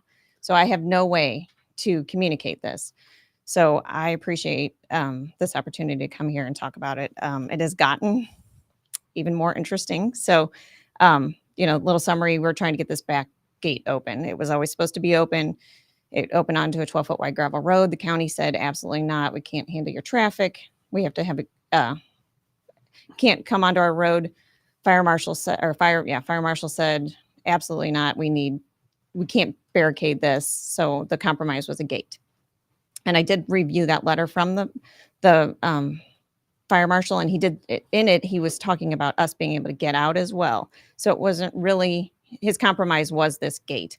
But and we're showing the gate to the back that yes. you want opened, and that you say many other people in your subdivision want open. Yes, yes. And it's just a little farm gate, and it actually hit a stub road, and then in like 2004, the city went in and you did this exorbitant improvements by putting this cul-de-sac in. They bought property. They had a engineer do the construction plans. A huge project, over several $100,000. So but after this, I was able to come here. We were able to vote. The HOA voted, and we voted to take down the gate. There was an HOA meeting. I luckily was able to be at the birth of my granddaughter, so I missed the meeting. But we told the residents that the HOA board voted to take the gate down. The mayor of O'Fallon and one of our council members showed up to a gate concerning 191 people, which seems kind of strange. So voted, everybody was aware of it, whatever. So I go and I meet with a contractor, and this was March 6th. Met with a contractor about getting a bid to take the gate down. Well, actually, there was a resident in that previous picture. She took video of me. I waved at her, and next thing I know, I'm going back to my house, and a cop car is passing me at a dead end. So so I'm going back into my subdivision, and this cop car passes me, and so it's going nowhere. I mean, so I called the city, I called the police department, and said, can I check to see if a neighbor called the police on me? And he said, I can't tell you what the call was, but I can tell you if one was dispatched. And he confirmed that one was dispatched to that location, and then he said, oh, it's not you. He goes, there was somebody taking down a city fence. Oh, wow. So that was the contractor was delayed. I met him back up at my house because we wanted to talk about it further. And he said he spoke to the woman and told her what we were doing. So she knew full well that we were not actively taking down a gate, and she still called the police on me. And so I think that's a false report. Just that I could be wrong. So so I met with the contractor, and then I had a couple residents, they keep eyes on it, and we have a text back and forth, and they said within 2 or 3 hours, there was a picture of that sign that was posted on a gate that we have evidence that we own, the HOA owns. So the city bolted a sign to a gate that we own. And let me tell you what, and then to boot, behind there's a camera. So I called the police department. I said, do you put up cameras like this? And they said, yes. I said, did you put this camera up? They said, yes. So it's it's the HOA's property. The city damaged our gate. They bolted a sign to our gate. Wow. And then they put up a camera. It's not a smile, you're on camera. It's set back in this tree. So you got two issues. One, which we haven't talked about, we'll get to, but the second issue that you have right there is that you say this is private property that police are putting a camera on. It's not, it's our gate on public right of way, but we still own it. We did not give it to you own what? The gate? The gate, correct. Okay. The HOA owns the gate, and we have two. And the gate is voted to remove it. The HOA is voted to vote. Yes, and we have over 68% of our residents have also signed. Then why isn't the gate removed? Well, I guess it's a process. So it should be removed. But I went to the police and I said, would I get arrested for taking this gate down? And they said, I can't guarantee that you wouldn't. So it's wow. Okay. So that gate. Okay. So the gate is on public property, but it's the HOA's gate. Couldn't you take that gate and move it in a little bit and put it on your property and then take it off? None of it's our property. It's all city, because it's most of your roadways, some there are private, but most of your roadways are public, and it's 50-foot wide generally. It's not just the width of the pavement. So for example, I always go to a mailbox. Your mailbox, at least mine is on public right of way. Correct. So they could put a sign on my mailbox and say it belongs to the city of O'Fallon. They could do it to your car. If your car's parked in the right of way, they could put a sign on your car and say we own it. They don't care that we have evidence that we own it. Right. And you need to remind people too why this is a major deal, because you say that you need 2 entrances in because it's unsafe. Oh, yeah. And that there was an accident involving your daughter trying to get out because there's so much traffic and confusion with only a one in, one way out. Correct. Because I mean, we had a listener on the line say, you know what, I live in a one way in, one way out, and I find it safer, but I'm not sure that that person lives next to one of the most traveled highways in the state of Missouri. Right. What it was is we didn't even petition for this. It was always supposed to be open. It was on the construction plans from the get-go. But we didn't petition for this until 2017 when the city of O'Fallon approved 3 commercial businesses within 240 feet of our entrance. So there's, by city of O'Fallon standards, they cannot approve an opposing entrance closer than 660 feet away. And it's because you pull out of your subdivision, they pull out of their going, say, southbound, they're going northbound from the commercial business, Dunkin' Donuts, Baskin Robbins, and you're head to head in that turn lane and that suicide lane. And safety standards say it's supposed to be 660 feet at that speed for that type of road.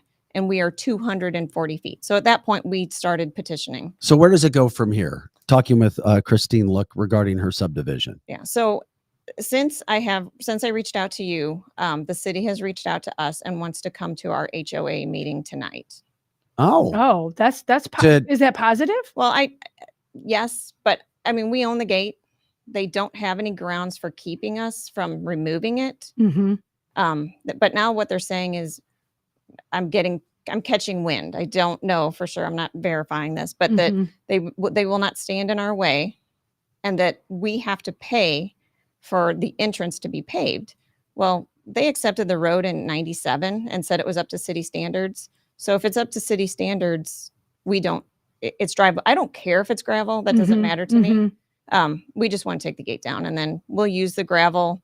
Well, maybe this is, and we do know that the show has traction. I'm not going to say that the show is why or is one of the reasons, but we've heard a lot of things recently happening once people come on the show and start talking about these things, especially throughout the Missouri metropolitan area. The meeting is tonight. Who from the city is coming? About a gate concerning 191 people, 191 homes. I got your tongue-in-cheek comment. That's not the mayor, the city administrator, I believe the assistant. All for a gate? That was required.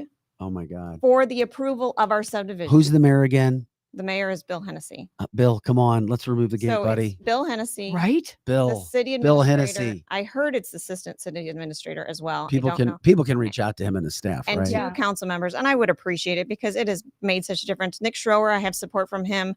I have and I'm going to get it wrong. I don't know if it's Senator Matheson, but I've talked to because I was in the industry. I've been so blessed to be able to reach out to these people.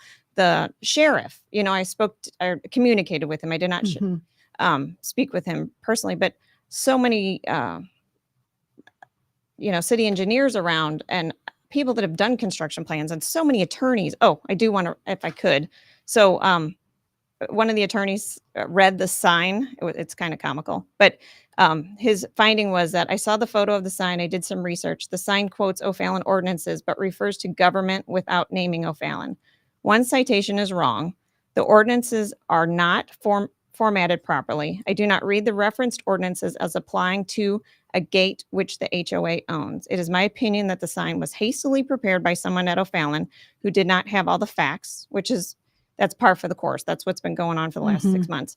Or 2, was prepared by a private party and hung on the gate. I'm sorry. This is all stupid. This is a stupid story that they have created. They've made a bigger story than it needs to. And Paige is saying that the issue is mostly because of the safety. And I'm just reiterating that of the one entrance. And the current entrance, your only entrant goes on to Highway K. And the reason why I'm repeating this is because people want to hear it again. And then it's a 5-lane, guys. I mean, think it's 5-lane with 55 miles per hour with an entrance both to Panera. We know that gets busy. Dunkin', we know that gets too busy. And it's too close. It's 250 feet with what should be a minimum of 660 feet. So, I mean, this is a no-brainer. And we don't meet fire code. So you don't. Anything over 100 homes needs, and we did not meet fire code, that was not fire code in 94. But I have a letter from the fire marshal that says it's a dire situation. Yeah. before the 5 lanes and before the approval of the commercial entrances. The gate's going to be removed. I'm telling you, Christine, it's going to be removed. Yeah. You're going to be allowed to do this. Yeah. You're just going to have to jump through hoops to do this. Yeah. And For sure. And please keep us posted. Karen says, "Go, Chris." This should be a no-brainer. I appreciate it. Flood the city with all of your You've comments. got better things. You've got better things It's to ridiculous. do. The city of O'Fallon has better things to do. Yes. Bill Hennessy, I don't know why, not trying to be mean to you, my friend, but come on. Right. Come on. Right. Bill, this is easy. Yeah. O'Fallon, Lizzie tells me, is being overrun with illegals. There are so many illegals. Bill, out there. go take care of Come the on, illegals. Bill. I mean, we've got a please. lot more fish to fry than this entrance. And I do understand where some people are saying, I want my one way in and one way out. Mm-hmm. I get that. There's some areas that's perfect for. Right. The area that you're talking about, it is not safe to go out there No. all Send the your time. It's 16-year-old not. We send our 16 Yes. year olds north. Correct. And then they turn around, and one of our board members had an accident with one of the kids that was turning around. I'm sure. And I told you this last time, but Francis Howell, you can go out the back of our subdivision, make a right on 94 and a right into their school parking lot. Yeah. They don't have to go on Highway K at all. And there's 2 schools right there. There's a Francis Howell Middle, right? And then there's Messiah Lutheran right there, which is a big private school. Well, usually most problems are money related. I don't know and this one doesn't even seem like it's money related. It makes no sense. I don't know Somebody if said somebody's got a Polaroid of somebody somewhere. That's what I thought. This seems like it's a pride issue Yep. of some sort. I wish I knew. But we're grateful that you want to tell our story. We're glad that we're able to get it out for you before and today. Please let us know how the meeting goes tonight or tomorrow, and we'll give an update for you. Okay. I appreciate you guys very All much. right, Thank you so much for coming in and telling us. And I'm glad that she's doing, because I say to you often, and the reason why I keep saying O'Fallon, O'Fallon is a city indicative of so many across the United States. Very good suburban area that is literally the mayor, and some people might like this or not, he's for urbanism. And so there's a campaign now against urbanism in O'Fallon, Missouri. And I know it's a nice place to live still. I get that. There's many other places people could live that's worse. But come on, just take the just follow the money trail. That's yeah, usually what come happens. on. Christine, look, thanks again. Thank you for keeping us posted, and we look forward to getting a good update tonight. Okay. Thank you very much. Thank you for coming. Somebody needs We to take a appreciate picture it. of the administrators and the people who show up. Can you take pictures? Yeah, of take them, pictures please? and send them to us. We'll talk Definitely. about it again tomorrow. Definitely will. For sure. All right. Thank We'll you see very you. much. Thanks for coming in today, Christine. Look, that's what we'll do if you have those kinds of stories. We try to bring it up because, we're a show based out of the St. Louis area with national implications, but these kind of stories can happen in for sure. neighborhoods and local municipalities that we don't need. I mean, it's so silly that this stuff actually happens in government when we have all the other massive issues that could be going on. Take the gate down. Right. And it's not, it will help. It will. It is too dangerous. That entrance is too dangerous to flood all of those people right out there, especially if you do have a 16, 17 new driver. And we already know Lizzie has talked about her neighbors, or she's got a couple liberal neighbors. I do. Who dislike her and call the police on her all the time because do. you and your family are such troublemakers. We're such troublemakers. We never get in trouble. And we live in Dardenne Prairie, but that's still within the O'Fallon area. And I mean, it's like, stop bothering the people that are law abiding. And I know when the police is called, you got to come out there, but we have much bigger fish fries if somebody's dog is barking. I've never had a bad neighbor like this. We've moved a lot. Thank you, God.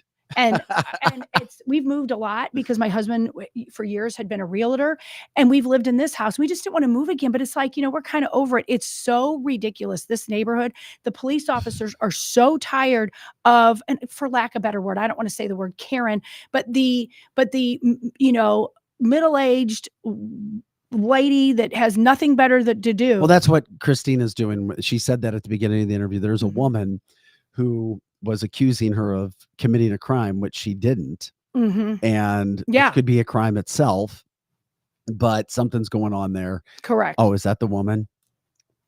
Oh, is that the woman? Yeah, that was the woman calling. I think she took a picture of her. I don't know. I think you're right. This is so stupid that people do this stuff. It really is. And like Jeannie said, we've had some doozies as neighbors. We've talked about neighbors on the show before. We have. I can't remember. We have. I mean, we got a lot of stuff. I thought we were the only one because we've lived in a lot of places, all in the St. Charles County area, and we've never had a bad neighbor. Never have.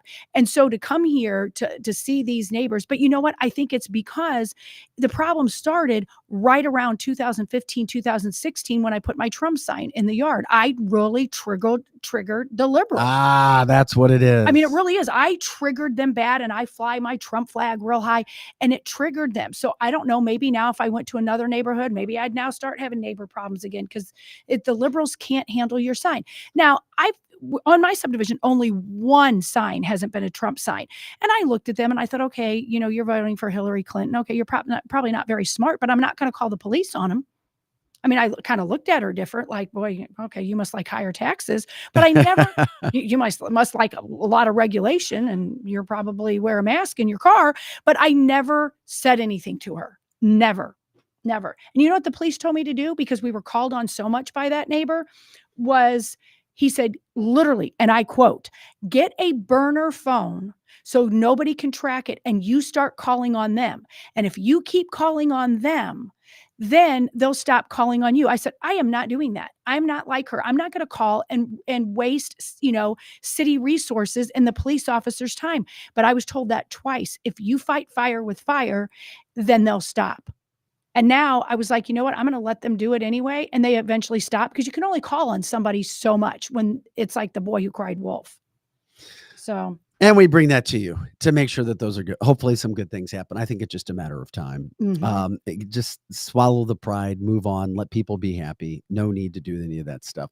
This is cancelthisshow.com. We're going to get to some Dave Chappelle news here in just a second. Also, a Riley Strain update, the Mizzou student that went missing. But first, a shout out to our partners, Amini's in the Chesterfield Valley, your leading supplier in traditional and infrared saunas and saltwater hot tubs when it comes to keeping your heart health good, blood flow, increasing your life longevity.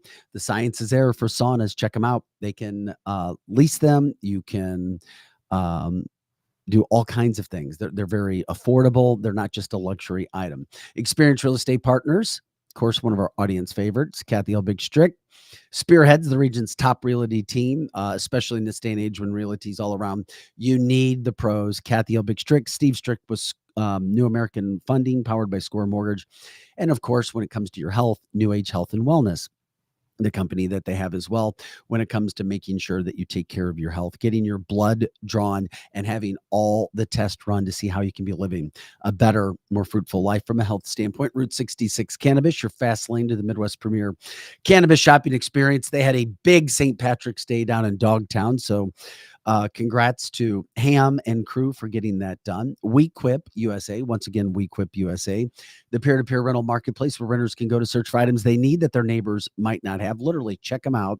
There's so much you can get on the site. And of course, Wenty's Food Shack and Saloon, the original food shack of the Gumbo Flats. Some of the best pizza, burgers, wings, and smoked meats served saloon style or on their outdoor patio. They had a big weekend as well. This is cancelthisshow.com. I'm Vic Faust with Lizzie Sparks. Pro Joe, of course, taking care of all of our videos, doing a great job as always behind the scenes, making sure our video and our audio is as good as it possibly can be. It is Monday. It is March 18th, as we are now over halfway through the month of March. That's already crazy. And before before we get to that too, a poll just was released today. How about this? Donald Trump is substantially more popular with voters between the ages of 18 and 34. How about that? Wow, that's good news. Isn't that crazy? Yeah, it is. I mean, this stuff, it's blowing my mind that this is actually happening and that they're putting this out there by a total. And also what they broke down, I was trying to find the other specific part of it.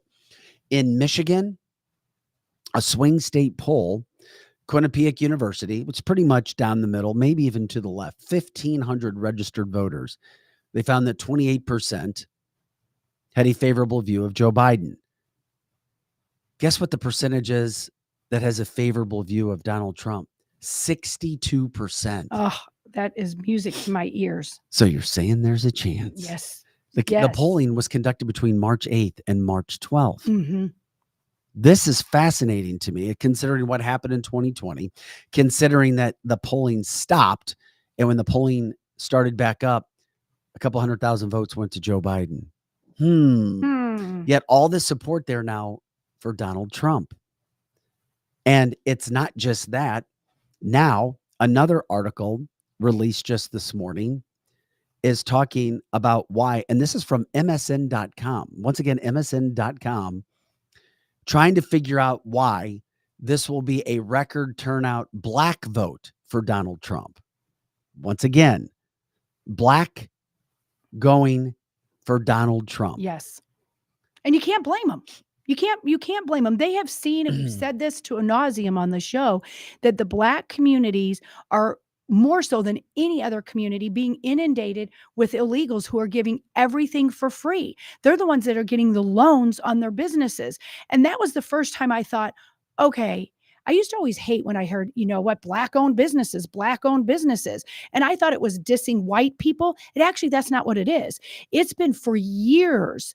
Black people move into a community, and then illegals are people that are foreign, that are only here on a work visa, take over all their businesses. They're tired of it. When it comes to the black voting bloc, 77% in 2020 were considered liberal. 42% of white voters are considered liberal. 63% were considered Latino. Okay. So the remaining were white voters for conservatives.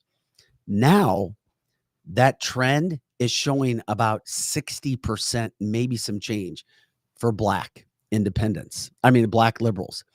That means they have lost almost 17% of the black vote. Wow. Coming in, which would spell serious issues for a liberal / Joe Biden presidency. Doesn't that blow your mind? Yeah, that's from Quinnipiac University.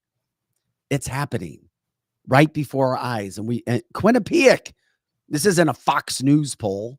It's Quinnipiac. That's interesting. Say that word a couple times. Which one? Quinnipiac. Quinnipiac. Quinnipiac. That's the kind of crap that's happening. By the way, at least when you win so bad, even national media has to address it at some point in time. Yeah. Obviously, Joe Scarborough, who we showed you, who's butthurt with Trump, lied about his quotes over the weekend. He didn't say, if I don't get elected, there's a bloodbath. No, he was talking about the auto industry. And he made it very clear. And then, of course, he tried to put that tweet up as, thank you, Joe. And then, of course, Elon Musk called him out, told him he was a liar, misleading people, and then he deleted his tweet. That's golden. That is golden. Look at that. I love it. Hey, Joe. I love it. Joe, who's your daddy? I'll tell you who your daddy is, Joe Scarborough. Your daddy is Elon Musk. And be grateful that you still have an account and he didn't suspend your account for false information, because we know that other platforms have done that things to conservatives, especially in 2020, when all they were doing was sharing truth. And speaking of sharing truth, Andrew Bailey, the Missouri Attorney General, he is in D.C. today with his crew following up on a lawsuit that was started by Eric Schmidt when it came to First Amendment free speech rights. Remember when you were trying to use platforms and you would get blocked, suspended, put away? And I know some of that stuff can still happen with certain instances. Yeah. Well, this is that lawsuit against the Bidens. Eric Schmidt did a great job filing it. And now Andrew Bailey is following up on it. I love it. And Andrew Bailey was promoting the fact that he was going to be there today in D.C. to back American people, that they're not going to allow free speech to be taken back again. What will happen? I have no idea, but he put his tweet out last night. Tomorrow, we will be at the United States Supreme Court, the Supreme Court today, to defend your American rights. We're not going to let Joe Biden destroy free speech in America. And then, of course, all kinds of people supporting that. And of course, in our chat line, and we're here Monday through Friday, 8 to 10 a.m. Central, and all the time on our website, canceltheshow.com. You can check out all of our original content. And of course, the big draw to a lot of people is joining us live from 8 to 10. The platform is yours. We are a platform for the people, always have been, always will be. We love it when you guys educate and entertain us. We try to do the same thing with you. People know to like, subscribe, share our show. You can send stars. We're grateful for you doing that. And people also know if they've been, quote, canceled or deplatformed. That's right. In some manner or way. And that's a lot about what this lawsuit is about, especially during an election year. And I pray to God that the Supreme Court rules on this. Correct. And it doesn't take a long time to deal with, because we all know what it's like to be put in jail. Oh, yeah. We all know about that. FB jail and other kinds of jails. YT jail. That's right. shows, platforms, you name it. That stuff happens. It still happens, believe it or not. So we try to call it out when we can. Well, and thank God right now, because we know that they're going to try to do this on these platforms between right now. It always seems like it's right the Easter, right before the election in November. And it distracts us because they try to take us off on all these platforms. You know what else they do? They bully your advertisers. That's what they do. And when you don't have enough advertising, it lowers your Nielsen ratings and you get canceled. And that's why a show like this is imperative to have supporters and that sort of thing, because they're not just going after our platforms, they're going after the people's businesses that support conservative talk. I mean, that is a big travesty that's going on, because people will advertise on a music show all day long, but they're just really having a rough time doing it to conservative shows because they think their business is going to be canceled. Yeah, it happens. And by the way, we want to give an update regarding Dave Chappelle. A false report came out that he was signing a new $2 billion deal with CBS. That is not true. That's according to MSN, where a satire page came out and put it out there that Dave was doing this. I went and looked to try to find more information this morning. I couldn't, so I've kept my eye on it. So they're not going to do that. CBS doesn't have that much money. So do you think that's not even real? No, it's not real. So do you think he's really even going to go to a night show? No. So you think that's just all fake news? Correct. Fake news. Fake news. Fake news. Fake news. And you know what? A lot of people are talking about it this morning, like they believed it. I saw it and I didn't know if it was true or not. So I sent it to you and knew that you could dig and dig and dig and find. You just have to be careful. And you're like, yeah, that ain't real. So we will see. Anyway, MSN is satire. For sure. Almost all of our news these days is some form of satire. Oh my God, that's funny. That is funny. Also, wanted to just real quick before we show you, you're going to freak out when you hear this Toronto police chief, what he's telling residents. But first, something else has happened. It's a story that we covered last week because it can happen anywhere. Riley Strain, the 22-year-old University of Missouri student, went missing in Nashville. It's been 10 days now? No sign of him still. So what reports came out yesterday is that the Nashville area in Tennessee, they started putting more emphasis on searching a river. But I'm telling you, at this point in time, I know people say, oh, he could be way down, but he would have at least floated. Correct. He would have come to the surface. You would think so. And they've had searchers the whole time. They can't find him. Nowhere. Now, what was found was a bank card of his near the river. And it makes you wonder, okay, it wasn't found in the river, but it was found near the river. Okay. And they also, for whatever reason, with Riley Strain, and God bless the parents and the family who were left behind. For them. They're going to start their focus started on homeless encampments. Yes. Why would that come into the mix? Yeah. Look at this kid. And you can see, they have been searching for him for sure. If you're looking right now on the visual of our podcast, you can see him. What a good looking kid. You can see that there has been people searching, but then you look at him and you know how he's walking out, and he's walking all hunched and weird. He could definitely just be drunk. He could be, that could be all it is. But I know that you and I and Eric had talked about, we had heard that people had said that at Luke Bryan, it's been notorious that people are getting roofied, and they think of somebody that walks like that was being roofied. I don't know. But the bar came out as well Friday and said he was only served one drink. Correct. Or at least they only had him as a total. Now, here's the thing too. He could have had other drinks. Like people could have bought him drinks. That's right. Or given him a drink. But once again, he had texting with his mom up until he wasn't texting all of a sudden. Yes. And there's no history of him doing or seeing what you see right there. Correct. And that is so weird. And we also covered to the fact that literally he was kicked out because he was, overserved. But when he went out, he was taken out the back way, and his friends didn't just leave him stranded. They have to go out the front, and there's a long alleyway to get to him. So who knows what happened? But I think the river, like at the beginning, my first instinct was he fell in the river. Okay. They've searched and searched right there. I think they would have found him by now. It's and down the river. And down the river. They've searched everywhere. And this is just my conspiracy tinfoil hat. But that area now, as well as everyone, is got so many homeless there. And I don't know if they're all illegal or not, but it's like they're just now 10 days later really hitting that. Now, we heard scuttlebutt of that last week a little bit, but it's like, why the diversion? Why do they think he's in the river? Now can't find him in the river. And now maybe the truth is coming out.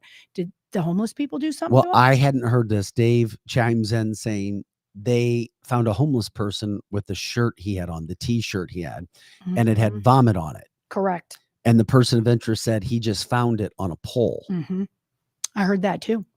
And I don't know what that means. So, I mean, your brain goes to, okay, he was drunk, so he went and he vomited, and then a homeless person took the shirt.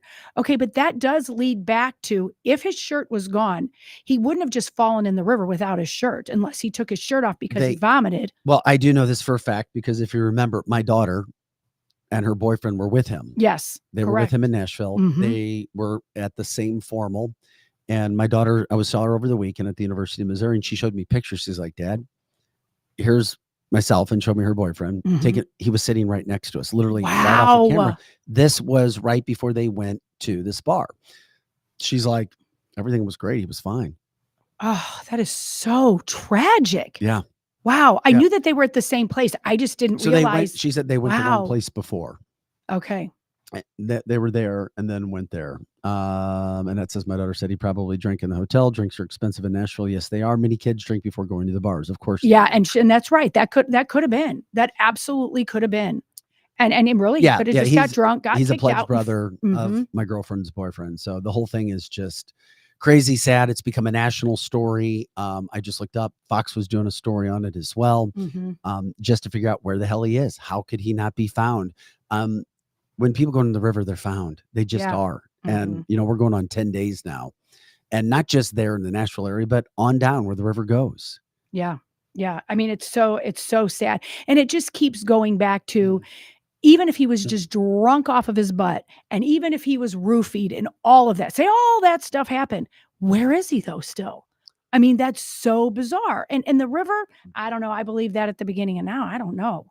But his credit card was found by the river. And and we'll continue to follow that story. It's something, obviously in the Missouri area, it's a big story as well. And the kid is still missing. And boy, you feel for the family of everything that's happening from that standpoint, which is why you would have to think that something bad has happened to him after being 10 days and we haven't heard from him. Absolutely. And he'd be sobered up now, like Jeannie said. Even if he was drunk for 5 days, I mean, that's stretching it, he would be fine and he would be coming home. He didn't come back from a bad home. I mean, he's not, gosh, I don't want to say this. Why was it just a credit card?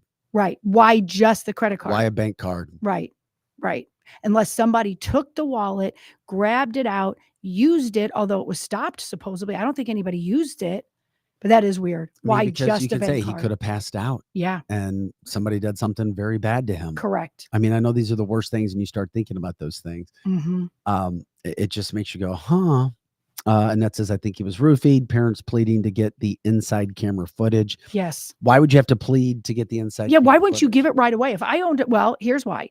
If you own a business and there was some nefarious things going on in there, not even with this kid, you served somebody underage, you kept over serving people, they're going to try to comb through that video with a fine-tooth comb. Or if they play a video that they did something wrong, then they're busted too. So they're just covering their butt.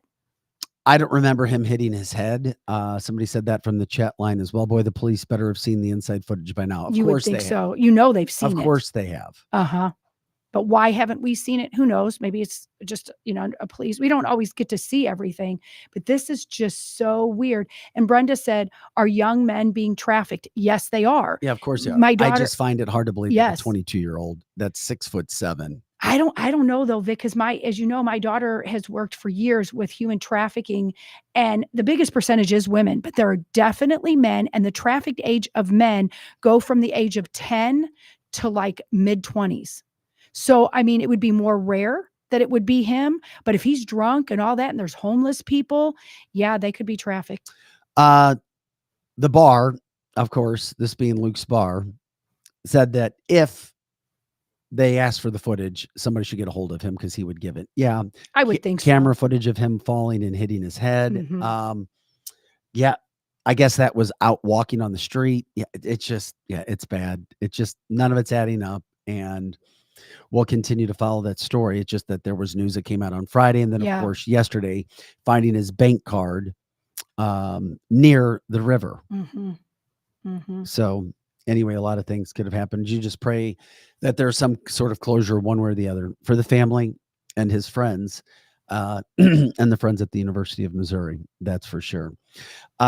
Guys, another just incredible story. I was going to get to this last Friday, but we had a big show, packed as always, when it comes to crime. And we don't know if crime happened in the Riley Strain situation, but we know that crime is up all across the country. And it's not just up here. It is up in and with our neighbors to the north in Canada. Yes. This sound that you're going to hear is the Toronto police chief telling people what they should do to avoid being hurt.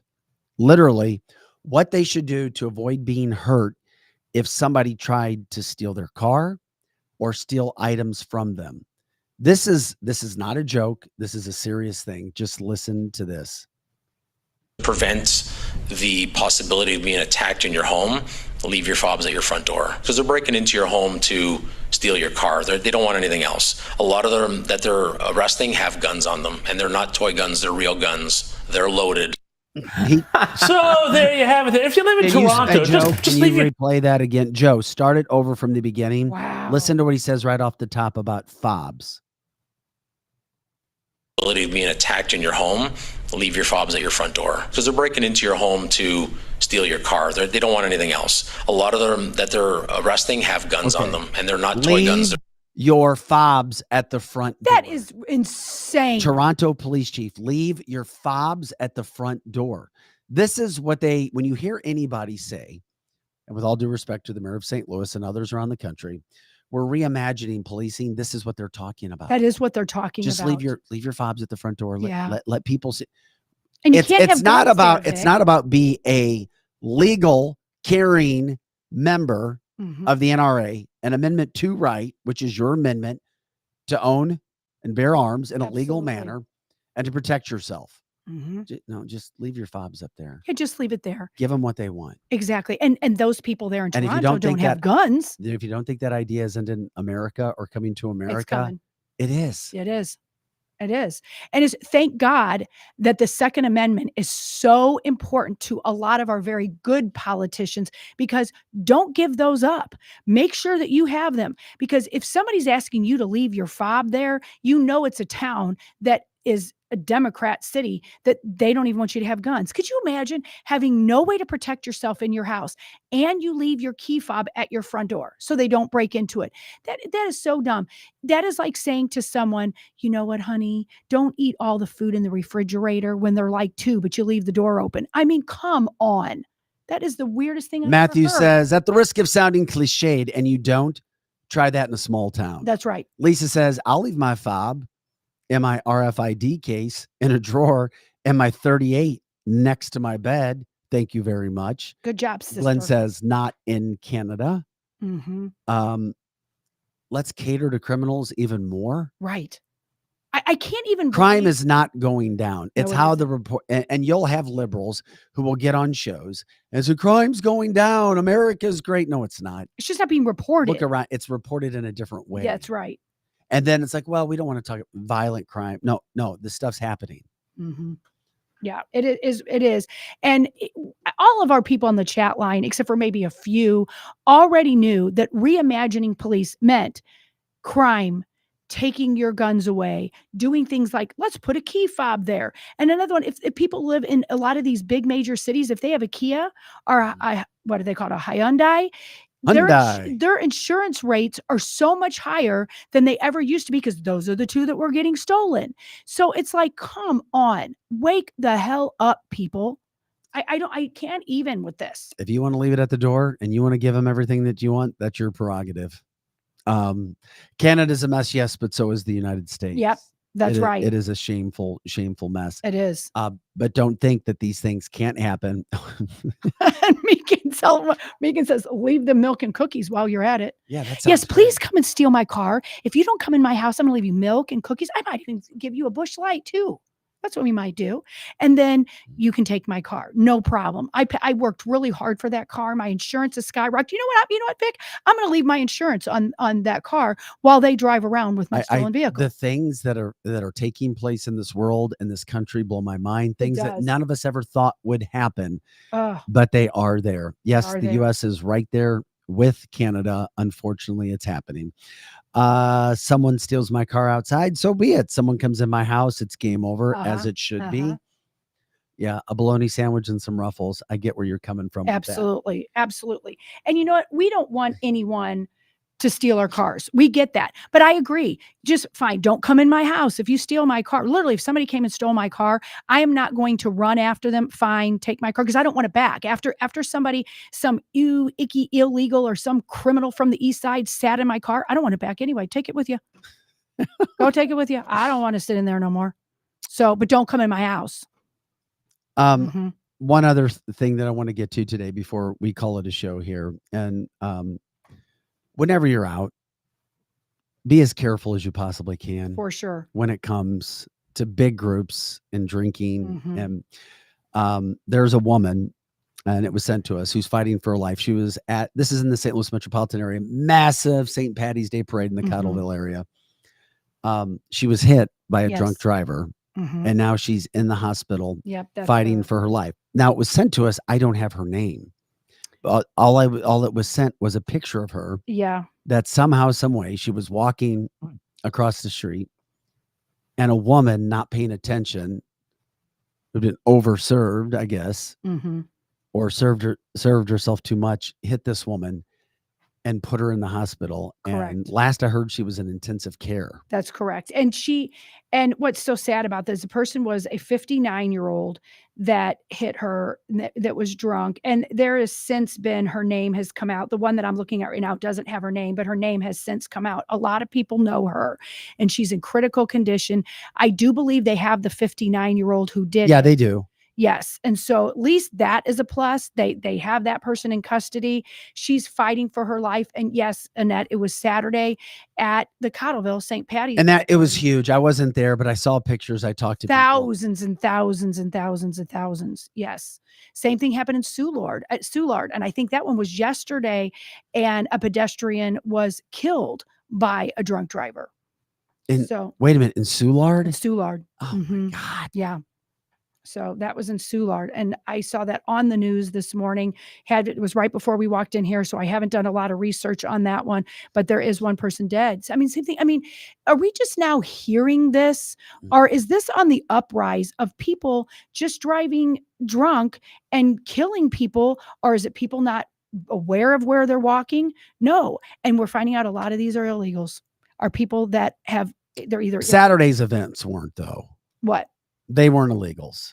I just no, they weren't illegals. I don't even know that the one that Soulard was an illegal. I don't. But what we're finding is a lot of these people, especially in St. Louis and the other bigger cities, they have done numerous crimes and keep getting out and killing innocent people. Uber probably costs $20 to $30. Correct. Someone's life is priceless. Just don't drive. Jay says it takes one bad decision to forever change yours. That's right. And other people's lives. That coming from the chat line as well. It's all right to have a great time. It is. It is. And the problem is that somebody gets behind a wheel and they drank too much alcohol and they couldn't be stopped. And I'm not saying that this young lady's like that at all. She could have just been walking the street and never even had a drink. But sometimes it's like that person wasn't even aware of their surrounding either. So you have two drunk people in a situation and it ends up bad sometimes. Not all the time, but sometimes. It's very sad. You know what, Vic? You don't wake up and think, I'm going to go to the St. Patty's Day parade. No, you don't. And then all of a sudden, a drunk driver hits you. It's very tragic. I just hate to see these stories of things that can be avoided. Yeah. 100% things that can be avoided, yet they're not. Yeah. And that's what's happening all over. I mean, yes. Well, in the Soulard one, Someone on our Rumble is saying the Soulard event, the driver was speeding, ran a red light. Apparently, this was on the news, and the bar owner also saw that particular incident. And so there we go again. We've got this lawlessness running through red lights down in St. Louis City because people just run red lights there. Nobody follows the rules there. So, I mean, you can't assume that people are going to stop. When you're teaching your kids to drive, when you say, okay, it's a red light, then say, still pause a second before you go, because people run them all the time. And again, I'll say that again, what I said earlier in the show. It seems like it's been worse since the pandemic, since Joe Biden has been here or been the president, because there's just nobody follows the law anymore. No one. Well, you see it on the roads, and you talked about that with roads. people driving. Mm-hmm. And last week I said I don't road rage, and I never really have. Yeah, I don't get into that. Rage. I may make a comment to myself, but I'm not like yelling and cussing. I'm just not. Yeah. Not doing all that stuff. Mm-hmm. Sure enough, 2 days later, I was tested. So what happened to you? I was trying to merge. Mm-hmm. This person would not let me merge. Mm-hmm. I mean, he almost took off the back of me speeding. Of course. I mean, you see that now more all the time. And I don't remember this a couple years back. There was just a few and far between. I remember as a kid, I don't remember that happening as much as a kid. Now, maybe I didn't notice it, but the older I get, the more I see this lawlessness. And it's not because I'm older. It's because people really are. They're driving like. Well, it's the slippery slope. You just let a little bit go, and that's then, right. It's not that big of a deal, and then it continues, and blah blah blah. Mm-hmm. We wanted to leave you guys with a fun note today before we end the podcast for March 18th. New story has been released this morning. Biden privately in a rivalry with Obama. The former president's staff predicted that Biden would, quote, suck as president. We know that's right. I don't know. That makes me laugh. That does make that gives laugh. me energy for a Monday. That's right. And there's, you come in on a Monday, and it seems like more than any other day of the week, we're just regurgitating all of this horrible stuff that happened all weekend. It's rough to do a Monday show. You laughing over there? That's a good thing. I'm laughing because it's a new book that has just been released. It's a recent book. What's it called? That said, I'm looking for the name of it right now. Said that Obama's and Biden's rivalry goes back over a decade. That's beautiful. And it does. It does. I said that earlier in the show. Obama cannot stand Biden. Or is that a smokescreen story so that people don't think Biden or that Obama's pulling the strings still as we continue to talk about? Well, I still don't think he likes him. I don't. But I think you're right. That could be a smokescreen to act like that because everybody's on to him. Somebody forced Biden to have to take Kamala Harris. Just remember that. That's right. And that came out public as well. Jill and Joe did not want her as a vice president. No, they didn't. And the Washington Post on Friday, the Washington Post in their comment section or their commentary section had a reporter say that Kamala needs to quit because she's been the worst vice president in the history of this country. Yeah, she's awful. She's terrible. But this is the Washington Post coming out and putting that out there. Yeah. You know what I've noticed about the Washington Post compared to, like, say, the New York Times or whatever? Every once in a while, I look at it, and we know it's a liberal, newspaper, but sometimes I'm like, they're getting more and more conservative all the time because they don't like this stuff, and they're calling it out, and they didn't used to. And now I can't believe the stuff they're reporting. I know. It is all part of it. Well, guys, we had a great show today.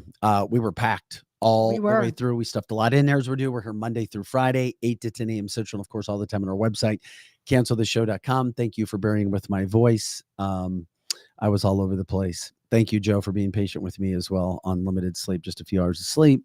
But it is all good. It is all good. It's all good. And you made it through after all that partying you did this weekend. Oh, yeah. All the partying. That's right. He partied really hard this weekend. Don't let me kill you. Yeah. Picking up people at the airport at 12. That's right. That's right. What is that? Yeah, it is so true. Like if you pick somebody. I've been going to bed earlier and earlier and you get in rhythms. Yes. And then you knock it out. It's like, I'm not even here. You really wrecked your rhythms because you need sleep. Your rhythm. Yeah. That should be a song. Yeah. One of Eric's bands. That is you know what it should be? The big VIC.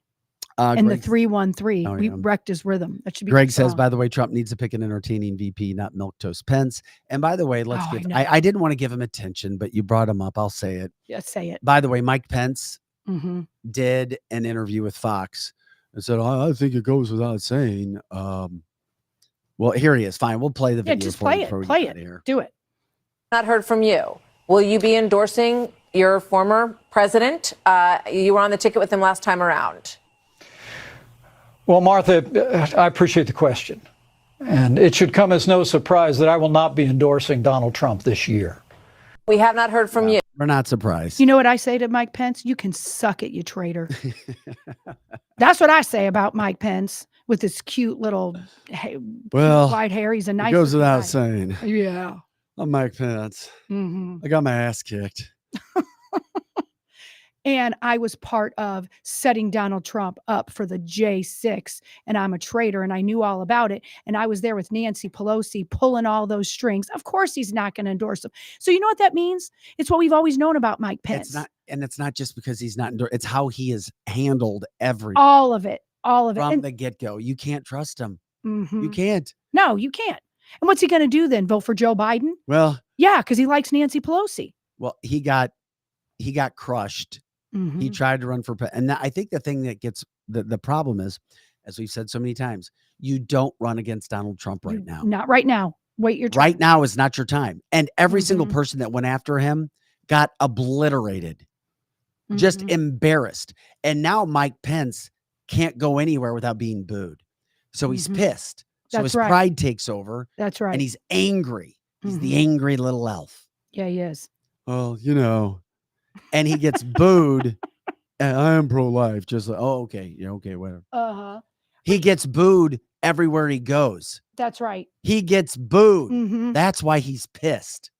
He literally gets booed by Republicans. Yes, and he should. Actions. He should. And you know, that's all he has. And I am as pro-life as they come. But stop it already. Roe versus Wade got overturned. The conservative states already have it illegal. You're a one-trick pony. You pulled on the heartstrings of wonderful conservatives that love our babies, and that's all you got. And you didn't do anything else good. So go suck the it, chat Mike line Pence. hates Mike Pence. Oh, yeah, they do, because our listeners are smart. And they knew it long before. They knew it. So many people thought, well, we like Mike Pence because he's a good Christian man, you know. I part my hair on the side. I just say I love y'all. I mean, he really takes himself serious. He really does. I'll never forget when he was trying to run for president. You know, I'm a good Indiana man. And he's using a gas, and he pulled out the pump. That's right. And then he put in, he's like, and I'm getting my gas. And he never started it.